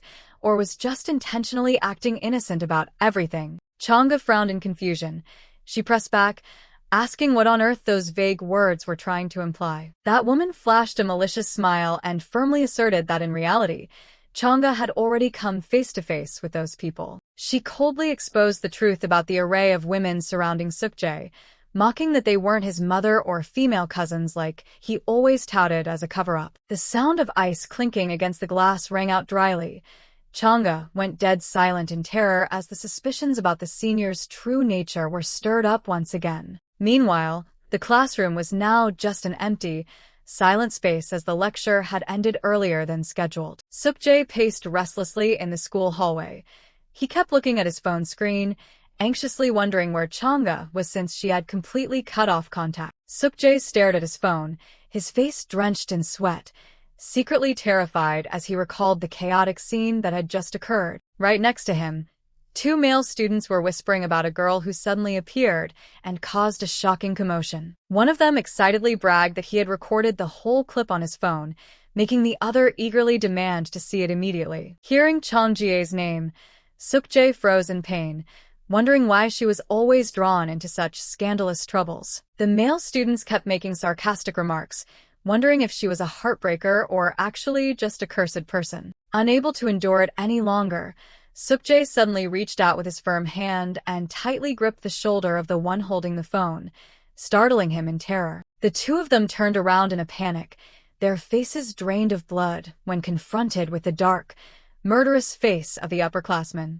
Sukjae loomed like a ghost, putting heavy pressure on them, his eyes filled with fiercely erupting rage. He growled threateningly, demanding that they show him the video immediately to clear things up. His decisive footsteps pounded on the hallway floor, signaling an impending storm, because in his heart there was no longer any doubt. Sukjae looked at the phone screen in shock, sweating profusely as he realized the woman in the video confronting Chang'e was none other than Park Nayeon, the notorious teaching assistant, and the one who had sown terrifying obsession into his life. Fragments of memories from 3 years ago suddenly rushed back along with the sobbing echoing in the deserted corner of the staircase. Back then, Ban Sukjae was still a weak freshman who only knew how to sit huddled with his head bowed in extreme loneliness and humiliation. He bitterly remembered the cruelty of the crowd when they suddenly took their anger out on him, leaving the young man at that time unable to understand what he had done wrong. In despair with tear-blurred eyes, Sukjae silently screamed that he was extremely scared and just wanted to run away from this place immediately. Suddenly, A gentle voice rang out asking what he was doing here, instantly tearing through the gloomy atmosphere. Sukjae startled and looked up with a completely bewildered expression, his purple eyes still welling with resentful tears that had not yet dried. Appearing before his eyes was a calm-looking woman wearing glasses, who seemed to have empathized with the pain he was enduring. She gently sat down on the stairs next to him and softly expressed words of sympathy, starting a fateful conversation that helped soothe Sukjae's broken heart. Nayeon calmly advised Sukjae that later when he grew up, he would understand that being 20 is actually still very immature and foolish. She continued to analyze that people at that age often have narrow minds, are always selfish, and only think about themselves. So Nayeon told him never to mind their reactions, while Sukjae could only bow his head and silently nod in agreement. His eyes filled with tears when he heard her promise that when those people matured,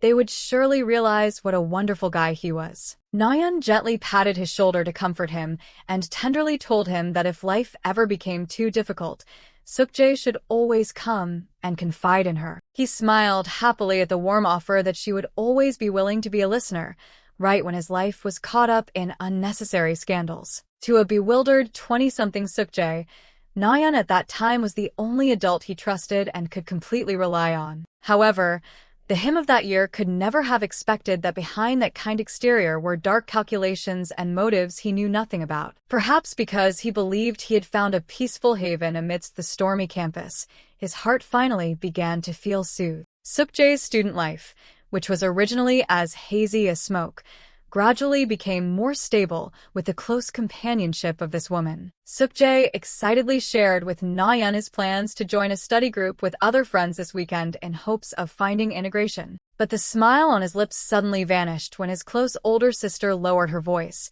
hesitantly saying she really didn't want to utter these words. Nayeon sowed the seeds of doubt into Sukjae's naive soul by bluntly declaring that she thought those friends were actually just using him. Even though the young man tried his best to defend that they were truly good people, Nayeon just sighed softly, with an expression full of pity, yet extremely fake. She tightly squeezed his hands and asserted that when he grew up he would understand the cruel truth, while deep down she never wanted him to have true peace. Squeezing his hands even tighter as if to completely manipulate his will, Nayeon earnestly demanded that Sukjae place all his absolute trust solely in her. Under the dark purple light, this woman's smile became terrifyingly distorted as she secretly and patiently waited for the moment Sukjae would completely collapse at the bottom of the abyss. Returning to reality in the pitch-black room, Sukjae lay curled up under the blanket, trying to tell himself not to think too much about those haunting words. He tossed and turned restlessly,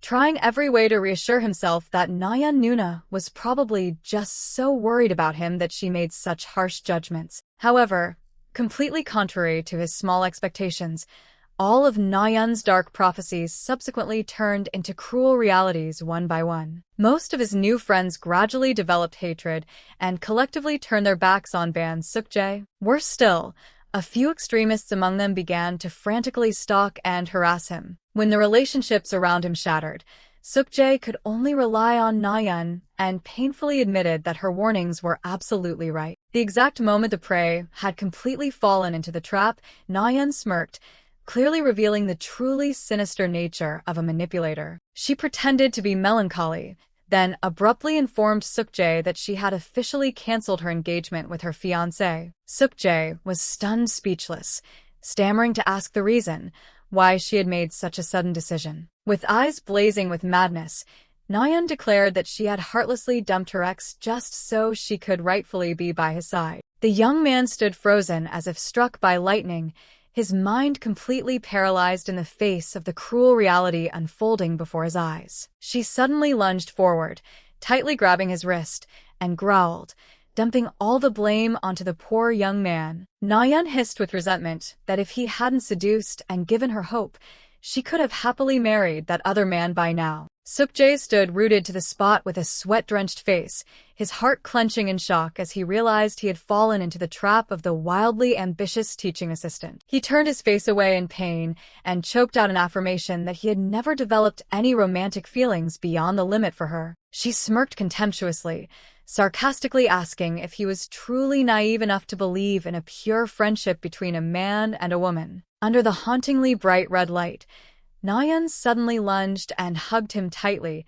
growling out a demand that Suk-jae take responsibility for leading her on. Her hands gripped as tightly, as if wanting to crush his last bit of resistance, creating a sickeningly morbid and suffocating bond. Nayeon flashed a possessive smile, continuously pouring sweet words into his ears that he was a good person and the two of them were inherently meant for each other. Suk-jae could only remain speechless in terror as he listened to her casually explain that dating was actually just two kindred spirits being together. She stared intently into his trembling eyes, once again making a coercive dating proposal that made him feel as if he were standing at the edge of an abyss. Unable to endure this madness any longer, Suk-jae panicked, turned his back, and ran for his life to escape the grip of the terrifying woman. The rapid footsteps pounding on the hallway floor were like the frantic beating of his heart, trying to run as far away as possible to shake off the manipulative ghost haunting him. Nayeon suddenly rushed over and hugged Suk-jae tightly from behind,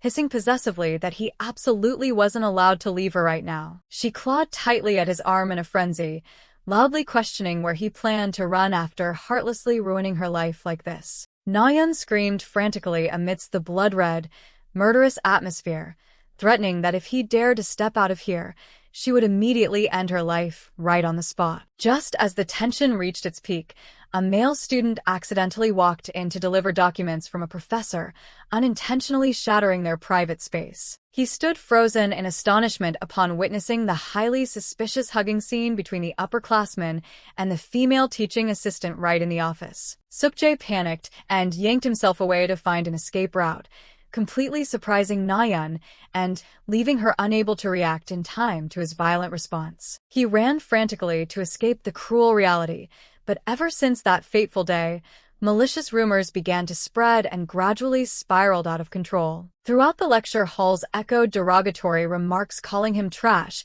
with a twisted taste in romance, for daring to seduce a female teaching assistant much older than himself. The vicious crowd even spun a cruel tale that he was the one who made Nayeon cancel her engagement and then heartlessly dumped her right after. Suk-jae tightly closed his eyes in ultimate despair. He had once naively thought that as long as he silently endured, everything would pass, but in reality, his soul was completely shattered. Park Na-yeon lay collapsed on the department office floor, white pills scattered everywhere signaling a shocking suicide attempt right at the school. Her body was completely motionless in an unconscious state, making the surrounding space become cold and tinged with a funereal gloom. Beneath the sun-drenched sky, Suk-jae panted in extreme panic as the ghost of the past once again returned to suffocate his mind. He dashed madly through the streets, secretly terrified as he recalled that Na-yeon had once taken pills to commit suicide just because she was rejected by him, and feared she would do something terrible to Changga. Suk-jae's face was pale with worry as he couldn't reach her on the phone. He screamed inwardly that he had to find her immediately. Suddenly, an unfamiliar hand clamped firmly on his shoulder, making Suk-jae startle and halt amidst the hurricane of fear. He spun around in a panic and realized the person blocking his way was Jungju with an extremely serious face. Jungju numbly questioned Suk-jae whether it was true that Park Na-yeon had taken Changga away after impersonating his lawful wife. The close female friend gave a confident smirk, seemingly having grasped a crucial clue to help the poor upperclassman escape the mess. In a pitiful chibi form, Suk-jae tearfully recounted the events, making Jungju only able to exclaim that all of this was truly too insane. Jungju firmly asserted that she would help Suk-jae find her, but first demanded that he maintain the necessary calm. Suk-jae clearly showed a face of extreme anxiety, desperately whining that all his efforts to contact her just now had been meaningless, as the other party remained completely silent. Jungju calmly looked at her phone and revealed a highly unexpected truth that she actually had no intention of calling Chang Jie. The close friend flashed a mysterious smile, confidently declaring that she knew like the back of her hand all the secluded cafes that Chang-jae often frequented. The two of them hurried down the deserted street together. Suk-jae still couldn't stop nervously fearing the prospect that the crazy woman would do something to harm Chang-jae. However, Jungju appeared incredibly leisurely, firmly asserting that Chang-jae was inherently not the type to easily submit and let others bully her. She smiled softly and further explained that Chang-jae usually looked quite naive, but once pushed to her limits, she would become incredibly terrifying. Suk-jae still couldn't help but be skeptical, sternly warning that Jungju really couldn't imagine the level of brutality and madness of Nayeon. Ignoring the dissuasion, Jungju fiercely yanked his hand to drag the upperclassman along, making Suk-jae only able to scream and demand that she quickly let him go. Suk-jae secretly affirmed he would only let go when she stopped, because he inherently couldn't stand still and submit to letting that woman continue trampling on his life any further. Jungju suddenly stopped in the middle of the street.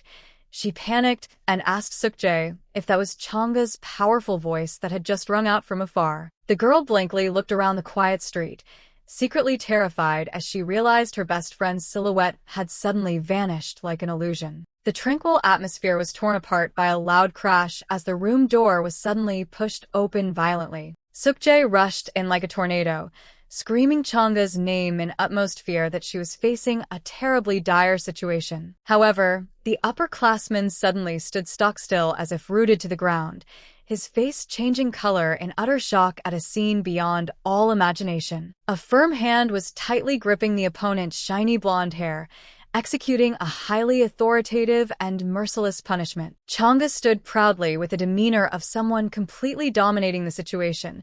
She ruthlessly yanked the hair, leaving Nayeon only able to scream and cry in extreme agony. Witnessing the fiercely aggressive, trance-like performance of his neighbor friend, Suk-jae completely turned to stone with wide eyes and a twisted face from the overwhelming shock. Back to the scene at the cafe, Nayeon calmly sipped her drink and firmly asserted that Changa had actually faced those people before. She mocked Suk-jae's clumsy lies when he was always parading around that the harem of beautiful women surrounding him were actually just his mother, aunts, or female cousins. At the coffee shop, Park Nayeon began to hint that Chang-jae must have always wondered about the truth behind the scandalous rumors all this time, about the reason why malicious and highly exaggerated rumors could cling to ban Suk-jae so persistently. It turned out that all those tragedies stemmed from the glib and deceitful tongue of the woman sitting right in front of her. Going back in time to many years ago, Park Nayeon was an exemplary student who always led the class in academic performance throughout high school. An old classmate excitedly ran over to congratulate her upon hearing that she had excellently passed the entrance exam to the prestigious Hankook University. Facing the envious praises from her friends,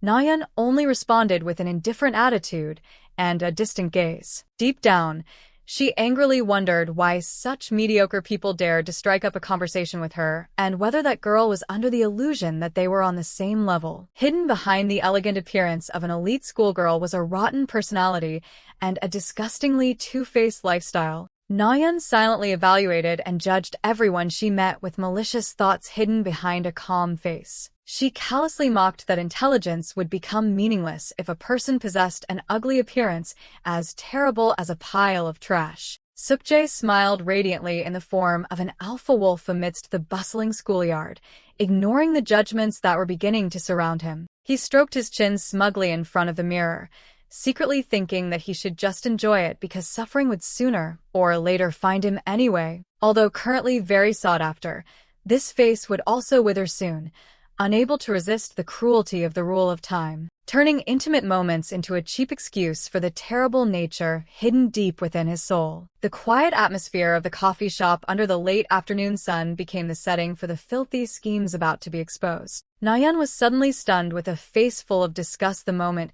she saw the picture of her friend's lover. She bluntly threw mocking words that the man looked so ugly it made her unable to control her emotions. Faced with that outrageous attitude, the friend sitting opposite her immediately turned and called Nayeon's name with a meaningful smile. She teased that Nayeon was always busy gossiping about other people's men but absolutely kept her own lover a secret. The pressing question about the handsome guy Nayeon once claimed to be dating made her turn pale, falling into a state of extreme panic as her lies began to crumble. Starting with a highly philosophical question about the greatest fear of those who always liked to rank and look down on others. It was the exact moment the truth was exposed, and they themselves became the target for the whole world to dissect and judge in return. Ever since that fateful day, the sky seemed to also be tinted with dark colors for Nayeon's upcoming crazy plans. She frantically rushed into blind dates and met all kinds of prospects, but the results she got were only humiliating failures and head shakes. Standing on the verge of a dead end, Nayeon finally had to accept lowering her standards and made a highly compromised decision. She desperately searched for any man with decent looks to use as eye candy, aiming to show off and reduce her humiliation. The silhouette of a young man with a radiant smile quickly caught her eye, while Nayeon silently observed from behind with a calculating gaze. She started stalking him like a pervert to collect every tiny piece of information, serving a soon-to-be-born romance play. She even continuously monitored high-end jewelry trading sites to prepare for a sophisticated fake glamour. Ultimately, the sparkling ring on Nayeon's finger became the center of ostentation as she enjoyed the blind admiration from the crowd. Nayeon immersed herself in the envy and admiration from her group of friends when she showed off the flashy fake romance she had painstakingly woven. Everything went smoothly beyond imagination, bringing her ultimate satisfaction but also starting to spawn unexpected troubles at the workplace. The female colleague next to her curiously pressed her about their passionate time over the past few years, forcing her to utilize all her improvisation skills so as not to be exposed. The dramatic climax was when the question about marriage suddenly came up, making Nayeon turn completely pale and silently curse the annoying curiosity of the person opposite her. With no other choice, she had to pretend to be devastated and told them that her fake boyfriend had gambled away all their wedding savings on cryptocurrency exchanges a long time ago. Although she always used deceit to escape every dire situation, she still couldn't prevent the feeling of exhaustion when walking alone through the crowded streets. In her head, a plan began to form to proactively break up at an appropriate time to keep the last bit of face for herself. But then the biting cold of winter suddenly made her realize she couldn't run away from the loneliness that was slowly gnawing at her soul. She resolved to soon find a real relationship to fill the immense void left after her clumsy acts of deception. Nayeon's lonely silhouette gradually disappeared behind the steam of the bustling eatery, where the surrounding noise seemed to highlight the melancholy in her heart even more. Nayeon walked into the eatery and was immediately drawn to a fierce commotion taking place among the crowd of diners. Under the dim lights, Ban Sukjae's ferocious face appeared full of thorns, and that was also when he caught her eye. Nayeon silently observed the malicious accusations pouring down on Sukjae, treating it as a perfect pawn for her dark plan. She determined that although his exterior looked like a thug, in reality, Sukjae was very naive and extremely easy to manipulate. A sly smile bloomed on Nayeon's lips as she believed that as long as she made the right move, she could easily isolate and possess him. Right after that, Nayeon started a smear campaign by claiming to the students that Sukjae was just someone who specialized in playing with feelings. Even though someone spoke up to defend and praise his gentleness, Nayeon didn't flinch at all and continued acting out her play. She posed leading questions to provoke suspicion as to why a notorious guy like Sukjae always had women surrounding him. Nayeon let out a fake sigh, concluding that it was all just because he was too skilled at deceiving gullible girls. In the end, she coldly admitted that she was merely exploiting other people's fear of being seen as the underdog to achieve her selfish goals. Amidst the quiet coffee shop, doubtful self-questioning began to spark a new psychological confrontation between the girls. An observant friend noticed that Sukjae's gaze recently had changed significantly, as if he was hiding a different mindset. Responding to that curiosity was an indifferent attitude and a harsh judgment that those with overly dazzling appearances usually only brought disaster. The black-haired girl frowned in absolute agreement, considering getting involved with Sukjae to be no different from throwing oneself into a troublesome quagmire. In stark contrast, Nayeon smirked smugly and challenged the person opposite her to find a second ultimate beauty like him. Nayeon's blind steadfastness made her friend simply fall silent, her face briefly showing anxiety at the unpredictable calculations. She even didn't hesitate to declare that she would rather choose to date Sukjae for one day than have to grow old beside an ugly, mediocre person.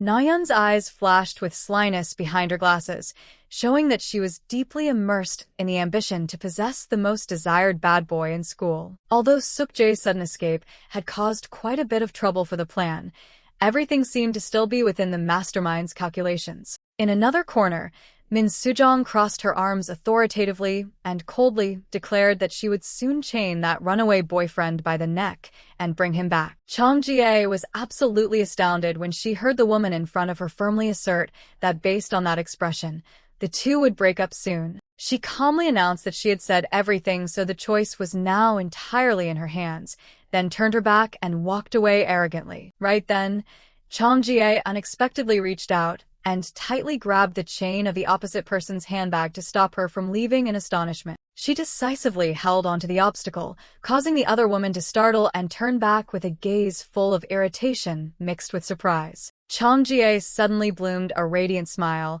and gently spoke up, saying that it seemed the two hadn't introduced themselves yet, so she really wanted to know what her name was. Responding to that curiosity was a dismissive attitude and a confident assertion that surely she must have heard of her reputation before. The moment the name Park Nayeon was blurted out, all the chaotic puzzle pieces of information in Chong Jie's mind for so long seemed to perfectly connect. In a flashback, she recalled her best friend's explanation that the man had to endure being stalked crazily for 6 whole years. That harassment had actually stopped abruptly 3 years ago, but unfortunately it started flaring up again terribly last year. The painful memories of how the stalker almost ruined the senior's grand wedding made Chong Jie unable to help but be appalled by the cruel truth. Chong Jie narrowed her eyes in suspicion as she silently asked whether the other party truly did know about the terrible secrets being hidden or not. About the rumor that senior had once heartlessly seduced the female teaching assistant in the department many years ago,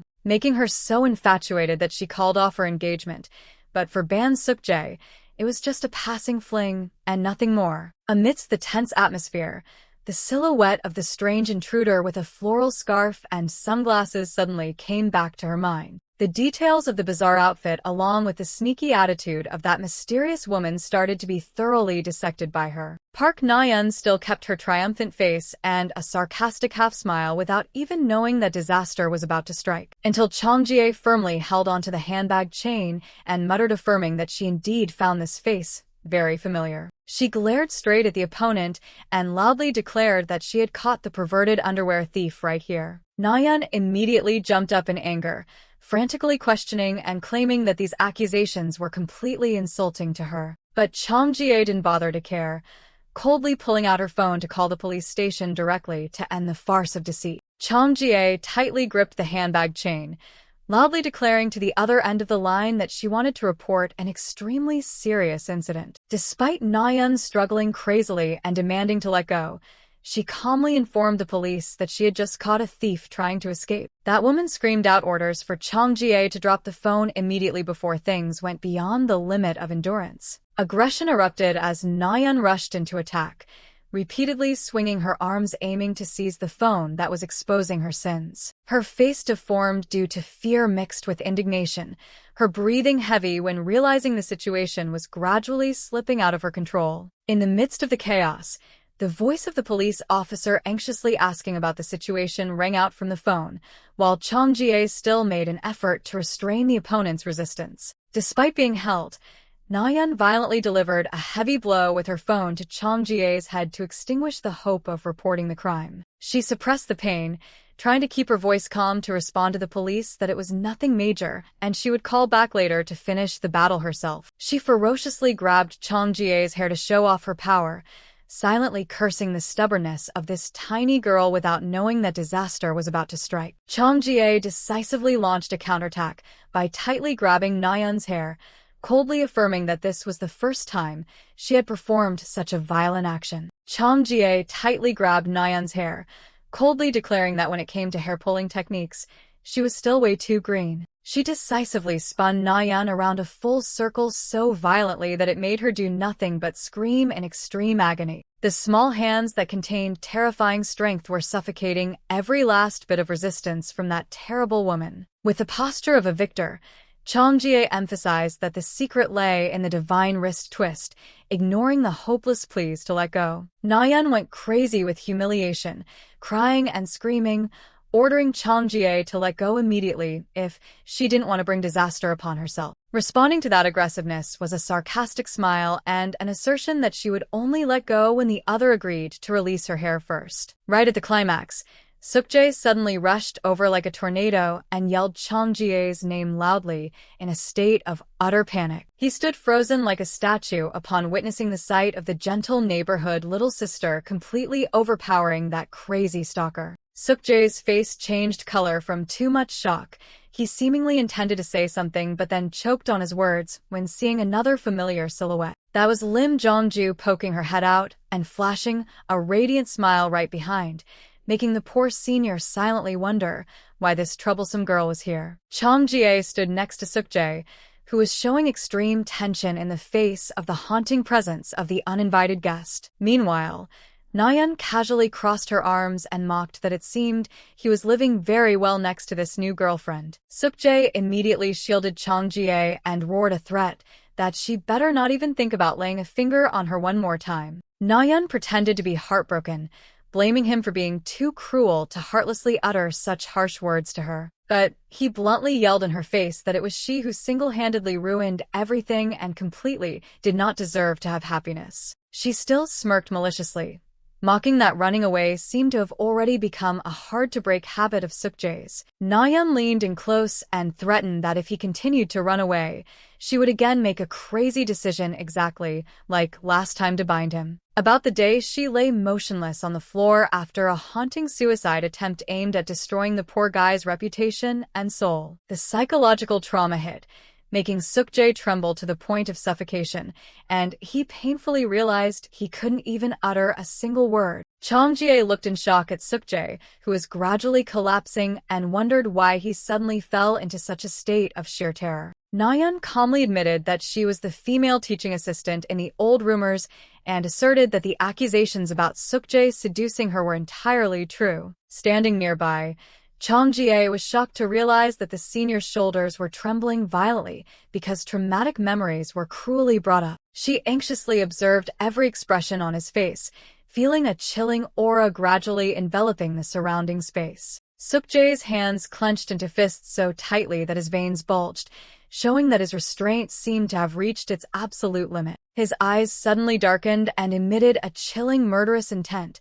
making Chang Jie standing behind him tremble as she felt a monster awakening. She confusedly thought to herself whether things would unfold in the worst possible direction she had always feared, when the cold assertions about using violence to resolve relationships suddenly flashed back like a terrifying curse. In the suffocating atmosphere of the cafe, Suk-jae panicked, wondering if Chang Jie really wanted to use force to solve all these troubles. Suk-jae's face now showed a fierce look like a murderer's, while she could only stand and watch with a dazed expression out of extreme astonishment. Chang Jie fell into a state of extreme panic, silently understanding that she had to find a way to stop it immediately before the situation escalated beyond repair. Jong-ju suddenly appeared and held up her phone, shattering the suffocating atmosphere with an incomprehensible excitement. She continuously pointed at the screen and loudly announced that she had just received a decisive text message. Chang Jie anxiously observed Suk-jae's expression,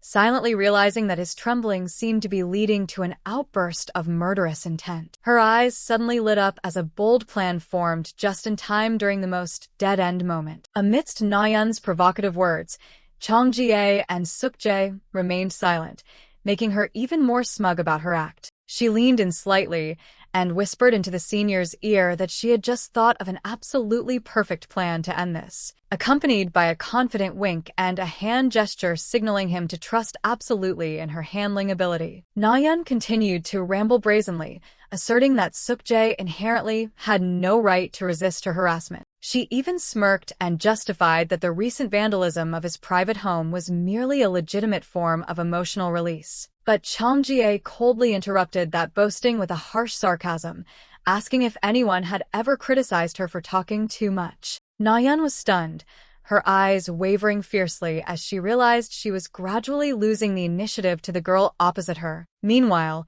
Chang Jie calmly stood up and adjusted her hair, exuding the demeanor of someone fully in control of the game. She gave a slight, challenging smirk and suggested the cunning woman talk less and get straight to the main point. Nayan turned pale with indignation, secretly fearing that if this continued, she would become the target of attack instead of Sukje. The atmosphere at the cafe table suddenly fell into a suffocating silence, where dark schemes were silently intersecting. She smirked sarcastically that Chang Jie really knew how to piggyback on her boyfriend to act arrogant and criticized her disrespectful attitude compared to when they first met. In response to that attack was a harsh affirmation that the last bit of polite etiquette had long faded away along with the strands of hair that were yanked out. Nayan choked with anger in a hilariously chibi form, cursing the awful girl who was trampling on her self-esteem. Even though her body was trembling violently, she still tried to reassure herself to stay calm so as not to make a fool of herself in front of the enemy. Nayan narrowed her eyes cunningly, starting to scour her mind for any of Chang Jie's weaknesses to launch a ruthless counterattack. Nayan suddenly let out a sarcastic laugh while standing before Sukje and Chang Jie, making the already tense atmosphere even more suffocating. She viciously brought up how Chang Jie had just doubted her senior's loyalty a few dozen minutes ago, mocking that she was now playing the role of a devoted lover. Nayan continued the attack by questioning whether Sukje knew that the girl beside him once suspected his own mother and female cousin of being his mistresses. Chang Jie in chibi form furiously shouted that the cunning teaching assistant was the one who instigated all those disastrous misunderstandings to tear them apart. Sukje remained silent with a profound gaze, making Chang Jie inevitably worry about the thoughts hidden behind his cold exterior right now. A moment of astonishment appeared clearly on her face as she realized she needed to be more decisive to protect the relationship being deliberately sabotaged by someone else. Amidst her confusion, Sukje's firm hand suddenly reached out, executing a decisive handhold as an affirmation of possession and absolute trust. That warm action made Chang Jie's heart flutter strongly, both exchanging a look of understanding right in front of a stalker who was insanely jealous. Sukje gave a captivatingly rugged smile, making her secretly tell herself that the most important thing right now was to protect her man. Chang Jie was determined to get rid of this terrible woman while Nayan was still deliberately rambling about the reason she had gone out of her way to come here and cause trouble. Chang Jie looked straight into Nayan's eyes, boldly declaring that after interacting with him, she realized all the fabrications about Sukje were blatant lies. The senior guy blushed with emotion upon hearing her affirm that even though he was a bit eccentric, he was truly an incredibly decent man. In a sparkling heart chibi form, Sukje called Chang Jie's name affectionately, making her just sigh in frustration at his dizzying mood swings. Nayan gnashed her teeth in pure anger, secretly cursing the arrogance of the small girl in front of her for daring to publicly challenge her to the very end. She narrowed her eyes calculatingly, coldly starting to say that she had a very valid reason to never put faith in what the girl was showing. In a flashback at the cafe, Nayan still maintained an arrogant demeanor, confidently thinking she had completely understood the other's true nature. She gave a sarcastic smirk, launching a direct attack by calling Chang Jie a freak trying to hide her true nature behind a mask. Nayan's face suddenly turned fierce with eyes burning with hatred, showing that a ruthless retaliation plot was gradually taking shape in her mind. She continued to bitterly state that her habit of secretly mocking and looking down on others was too obvious, exactly like how she viewed those around her in the past. Nayan finished with a highly contemptuous question about how anyone could trust someone who specializes in weaving such elaborate lies. Nayan glared intensely at Chang Jie,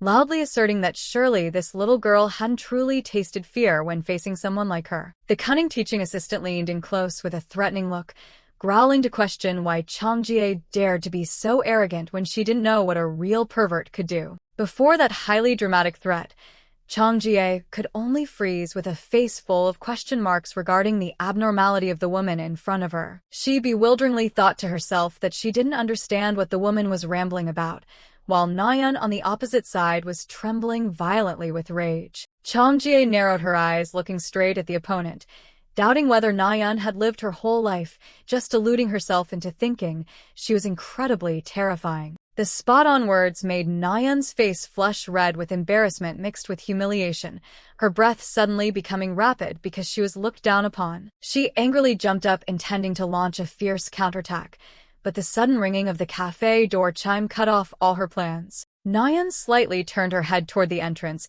and exclaimed that finally, the person needed had arrived to change the tide of the battle. An elegant woman walked straight toward the table and directly asked if this was the famous Miss Kang Jie she had heard so much about. The stranger smiled brightly, officially introducing herself as Yoon Yuri and starting an encounter full of variables. Nayeon shockingly blurted out the name Yoon Yuri upon realizing the situation was completely reversing with the appearance of her nemesis. In Jie's mind, the pieces of the puzzle about Jaewook, the #1 stalking victim and the fiancé of this elegant woman, suddenly appeared clearly. Yuri gave a radiant yet authoritative smile, officially confirming herself as Jaewook's real girlfriend to put the brazen imposter in her place. Nayeon's face contorted in humiliation in a chibi form.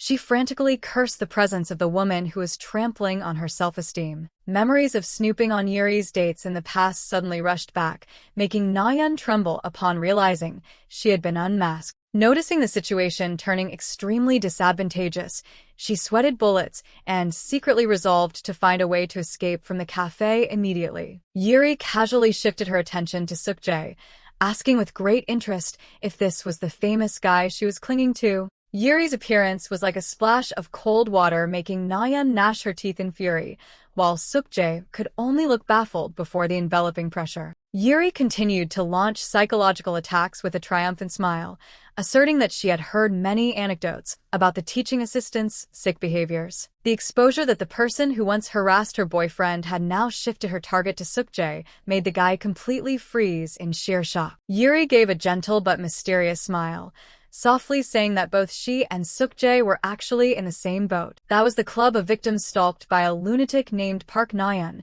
causing the teaching assistant to instantly pale in terror. In chibi form, Nayeon trembled to the extreme before Yuri's overwhelming aura, while Sukjae still hadn't managed to recover from the consecutive shocks. Memories of how Nayeon once brazenly spread rumors everywhere that Jaewook was her fiancé flashed back as proof of her sickness. Looking straight at the sweating Sukjae, Yuri softly mentioned the name Jaewook with an authoritative nonchalance. She loudly declared that she was the real fiancé, whereas Park Nayeon was just a psychopath always hallucinating about non-existent relationships. Yuri took the initiative to grab Sukjae's hand and analyzed that her recent frenzy was very likely due to the retaliatory actions from her family. She revealed that because they had crossed the limits of tolerance, they had decided to sue, leaving Sukjae wide-eyed and stunned before the shocking truth. Yuri sighed in frustration, sarcastically saying that instead of looking for a defense lawyer, she leisurely went stalking another man,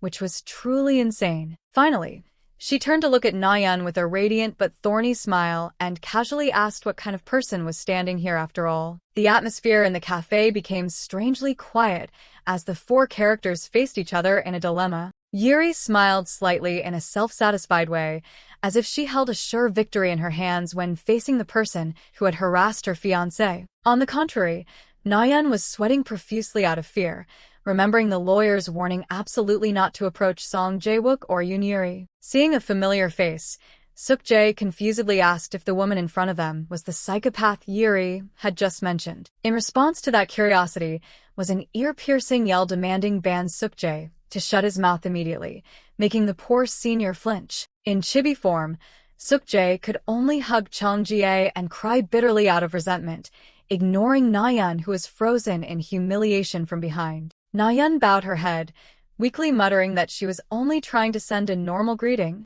Yuri raised an eyebrow sarcastically, affirming that it was exactly her weird attitude that made her even more curious about the other's true identity. She immediately resisted in a panic, screaming that Yuri didn't need to know, while Jae-wook's fiancé merely replied with a disdainful smile. Nayeon tightly clenched her fists in bitterness, falling into a dead end as she secretly calculated whether continuing to lie or publicly stating her real name would bring a worse result. Yuri embodied an authoritative tiger, her sharp gaze declaring that this time Park Na-yeon would definitely have to pay a heavy price. The teaching assistant trembled, secretly thinking she couldn't let herself be humiliated in front of Suk-jae, and was frantically finding a way to escape to save face. Police sirens suddenly blared rapidly, making Nayeon jump, and she cried out in panic and horror, realizing justice was striking. Chong Jie, standing nearby, was also inevitably stunned.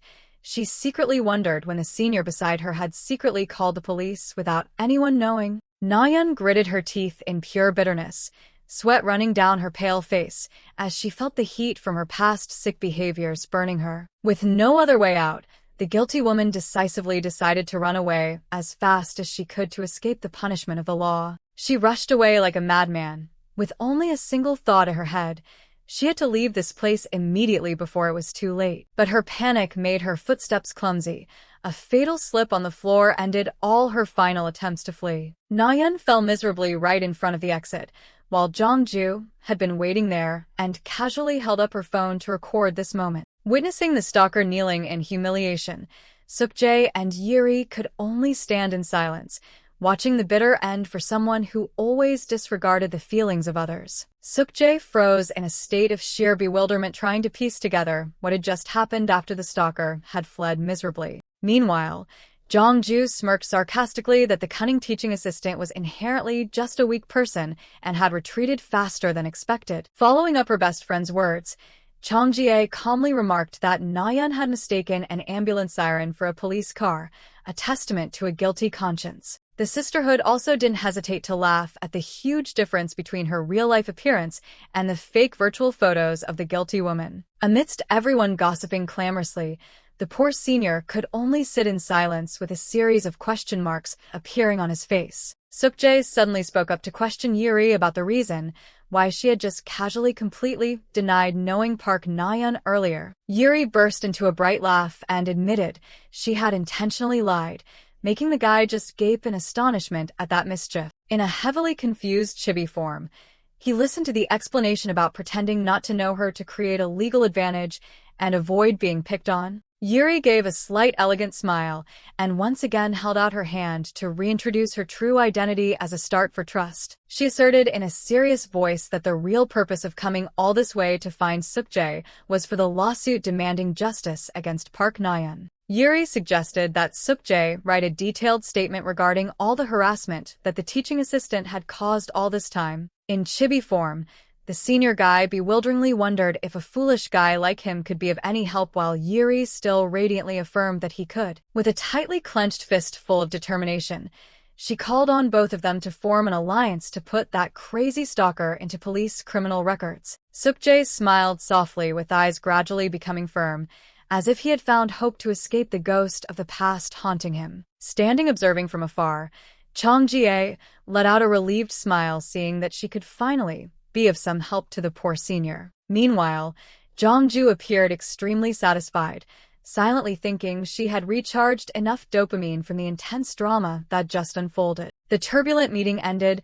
Suk-jae and Chong Jie trudged together down the quiet street under the serene late afternoon sky. Chong Jie thoughtfully recalled Na-yeon's fierce face, secretly shivering at the woman's cruel nature despite having only met briefly. She couldn't help but feel pained thinking of how Suk-jae had suffered that terrible harassment all alone for years on end. Looking into his deep eyes, Chong Jie resolved to soon find an opportunity to open her heart with him about everything that had happened. Chong Jie secretly resolved to offer the senior a truly sincere apology after all the unnecessary misunderstandings. The girl blushed and hesitated, pondering whether she should take the initiative to invite him for a few drinks to ease the atmosphere. In a heavily flustered chibi form, she blamed herself for her timidity and secretly feared every action right now would turn out awkward. Chong Jie gave a faint, forced smile as she secretly feared her care might accidentally hurt him once more. While her mind was in turmoil, Suk-jae suddenly called her name,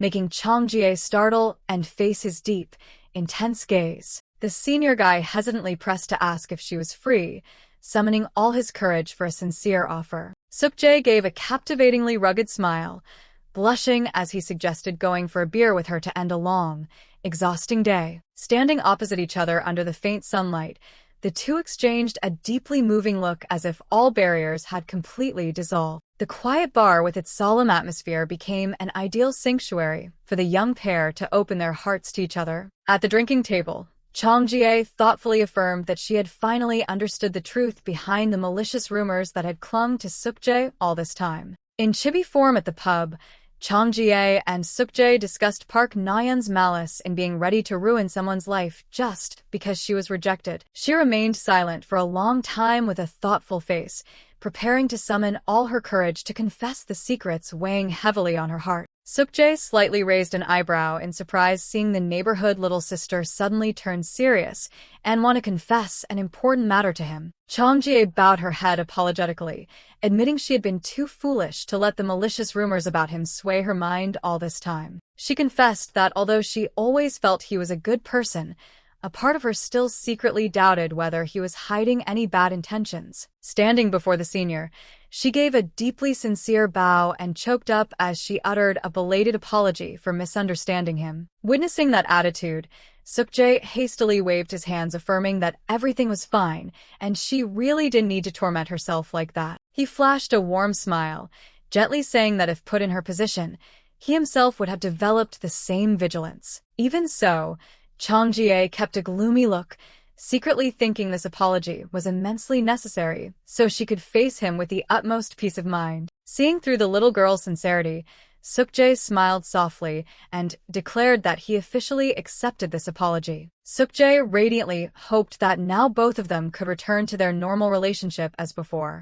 But Chong Jie thoughtfully replied that she didn't want this apology to be accepted so easily. In a pitiful chibi form, the poor senior could only bow his head and mutter, asserting that he truly didn't mind at all. He held up 3 fingers, emphasizing that Chong Jie had actually come to his rescue 3 whole times. From saving Komi the cat to protecting him from the stalker group, and even driving away the aggressive teaching assistant Na-yeon today. Chong Jie hurriedly spoke up to clarify that actually, the mission to kick Na-yeon out was entirely her friend Jongju's achievement. She let out a relieved smile as she began to recount the secret text message she had received right during the tense 3-way confrontation. That was the moment Jongju appeared with immense charisma at the cafe door, signaling her to remain calm and wait for the upcoming good drama. The close friend excitedly held up her phone, announcing that she had called Jae-wook's real girlfriend to come resolve the aftermath. The story ended in chibi form as Chong Jie affirmed that was precisely what helped them turn the tables spectacularly. Suk-jae muttered, reassuring Jongju that everything was fine as long as that crazy woman didn't touch Chong Jie, making his chibi version utter with immense relief. Meanwhile, Chong Jie appeared extremely puzzled about the unfamiliar name Komi, asserting that she had never met anyone with such a name before. Suk-jae gave a slight mysterious smirk as he pulled out his phone, asserting that it was his beloved pet and she would understand as soon as she saw it with her own eyes. Striking Chong Jie's eyes was the image of a bizarre, fluffy purple tarantula spider, a creature that had been given the endearing name Komi by the senior. The girl exclaimed in shock upon realizing this small creature was the very spider she had once devotedly cared for during her volunteer work. Chong Jie anxiously pressed to ask about the reason Komi went missing, but Suk-jae could only bow his head helplessly, as he couldn't explain the rare mishap himself. He recalled the dark bedroom space and silently affirmed that moving the spider cage near the wide-open window was definitely a malicious act by an outside hand. Park Na-yeon's shadow suddenly loomed hauntedly as the mastermind behind every tragedy,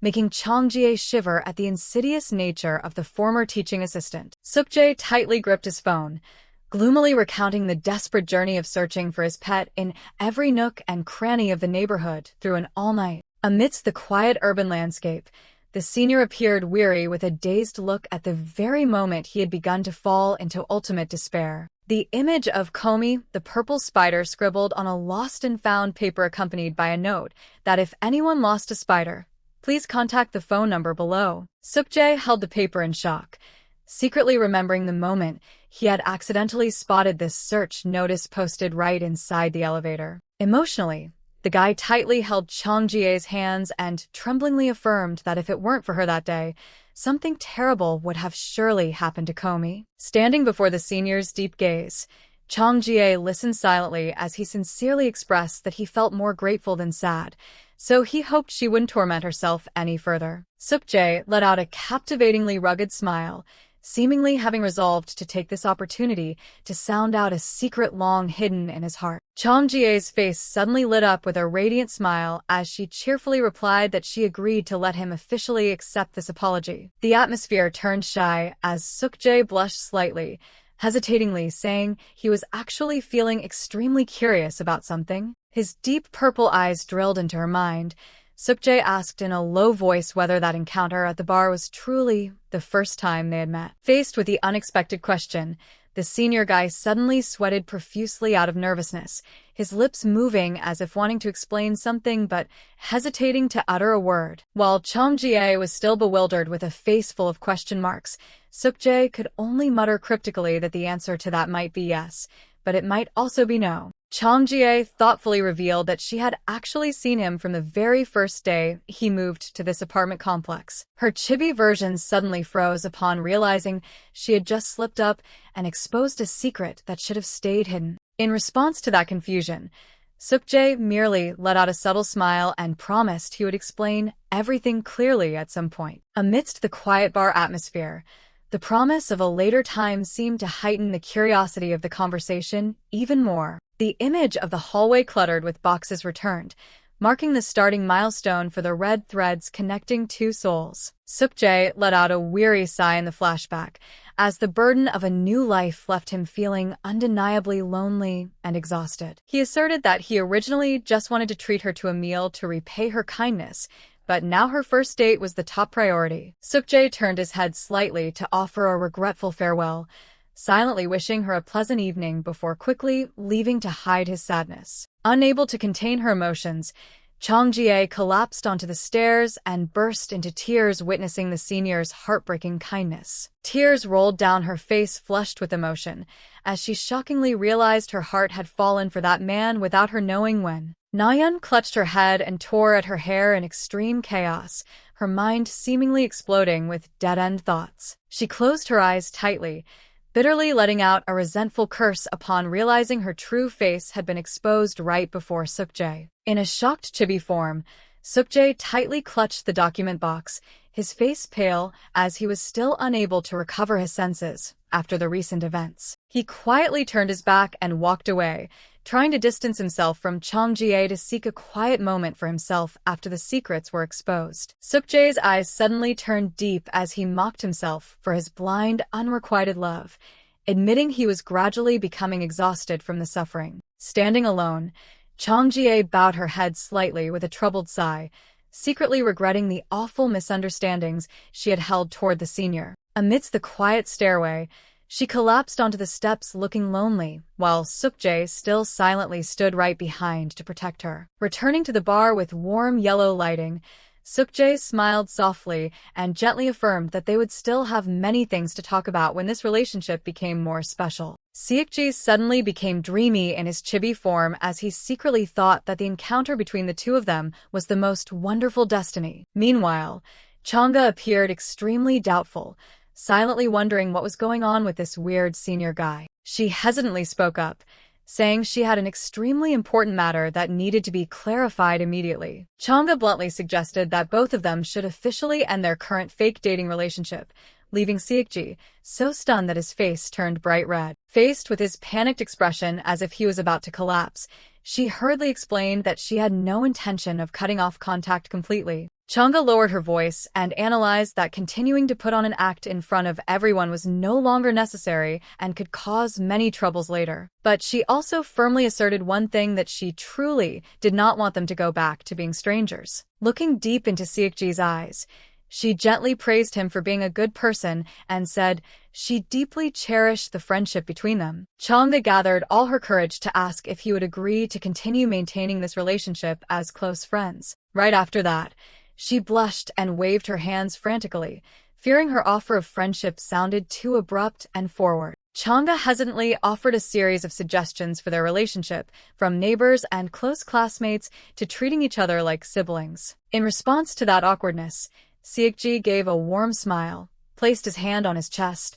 and affirmed that as long as he could be by her side, he would accept any status. The university campus brightened under the morning sun, echoing with the refreshing cheers of the little girl after lifting the burden off her chest. Chang'e enjoyed the fresh air, secretly marveling at how long it had been since she had such an energetic morning to start a new day. She walked radiantly, telling herself that everything with Senior Siekji and the stalkers was settled, and now it was time for her to focus entirely on saving her grades. However, the peaceful moment was short-lived when her phone rang frantically with an incoming call from her best friend, Jungju. Chang'e's face immediately paled in astonishment upon hearing Jungju announce that she absolutely had to check the information currently taking social media by storm. An anonymous post appeared on the screen with photos capturing the scuffle at the cafe, where the two girls dramatically lunged at each other to pull hair. Comments exploded across school forums, as everyone started buzzing and hunting for the identities of the main characters in that post. The post's content described the incident as dramatically as a TV drama,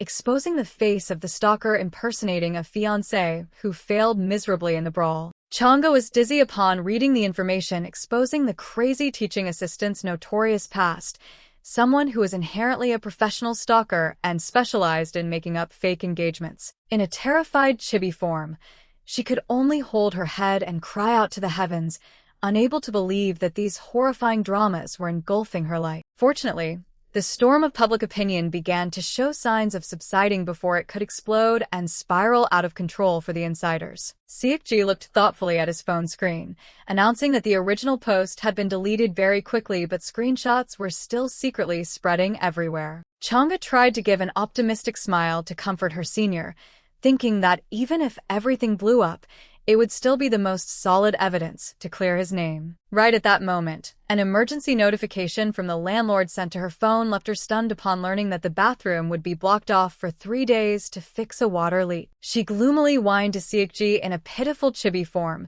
secretly wondering why bad luck kept continuously striking at this very sensitive time. Seeing her dazed expression, Siekji anxiously pressed for an answer and received a helpless explanation that Chang'e would have to temporarily live without a bathroom for the next few days. Chang'e tiredly checked the map and let out a frustrated sigh upon realizing the nearest public bathhouse was also located much farther away than she imagined. Amidst her deadlock, a completely unexpected offer from Siekji rang out, making her freeze as he casually said his bathroom was still fine and she could come over to share it. Chang'e vehemently shook her head, rejecting the offer to share the bathroom, while Siekji naively brought up the time he had slept over at her place when it was burgled. Immediately, she panicked and rushed over to cover the senior's mouth, afraid that the people around would hear those disastrously misleading words. Siekji was stunned for a moment, then awkwardly exhaled, trying to find a way to ease the atmosphere that was becoming extremely awkward between the two of them. He pressed on asking if she felt shy taking a shower while he was in the room,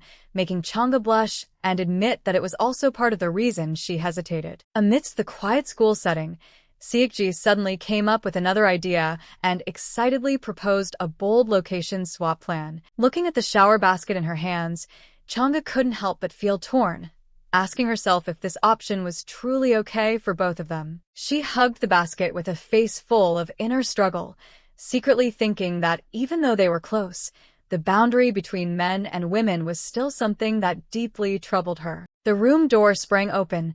Siekji appeared with a radiant smile and a flushed face, enthusiastically welcoming the neighborhood little sister in to execute the showering plan. Chang'e awkwardly confirmed she would go into shower, while instructing him that she had left her room door unlocked so he could go over there to hide and wait. Siekji gleefully accepted the location swap plan, where Chang'e would shower in his room while he would go to her room and wait to ensure absolute privacy. Under the city's night sky full of lights, the question about breaking up just because of Chang'e began to echo painfully. In the middle of a crowded street, Wuchen's girlfriend angrily yelled at him to snap out of it when bringing up the rumors of Chang'e brawling with a stalker. She crossed her arms in contempt, asserting that even if they broke up, he would never end up with a girl like Chang'e and told him to stop being delusional. Wu Jin still maintained a cold expression. He calmly declared the real reason he was breaking up was because she always attributed all his social relationships to infidelity. Faced with a decisive breakup, his girlfriend suddenly burst into bitter tears, tremblingly asking if he was sure he would never regret this decision. The playboy let out a tired sigh, raising a hand to run through his hair to try and compose himself in the face of the desperate clinging. Without a bit of lingering attachment, Wu Jin decisively turned his back to walk away and coldly declared that he would leave this place immediately. Despite the girls still standing there wailing as everyone around watched, he silently walked away without looking back even once. In a lonely moment amidst the city streets, Wu Jin took out his phone to make an important call with a profoundly serious face. He pressed the phone to his ear, his eyes wavering slightly as he greeted the other end of the line as if expecting a response from someone. Wu Jin looked in shock at the phone displaying the call from Chang'e and asked with deep suspicion who was answering the phone. He stood frozen in the middle of the crowded street, hurriedly asking again if this was really her number, while the other end casually confirmed it was. Wu Jin suppressed his anger, coldly questioning the identity of the person who was brazenly holding his friend's phone at this hour. In response to that aggressiveness was Seokji's implied smile. He spoke vaguely, saying that currently, the two of them were just acquaintances. Not having enough patience to argue further, Wu Jin resentfully demanded the other person immediately hand over the phone so he could talk directly to Chang'e. Seokji gave a slight smirk, blooming a triumphant smile. It seemed he was really enjoying pushing the situation into a dramatic misunderstanding. He casually dropped a refusal that left Wu Jin stunned, declaring that seeing her right now seemed to be a bit difficult. And the fatal finishing blow was delivered when Seokji coldly announced that Chang'e was currently busy taking a shower right in his house.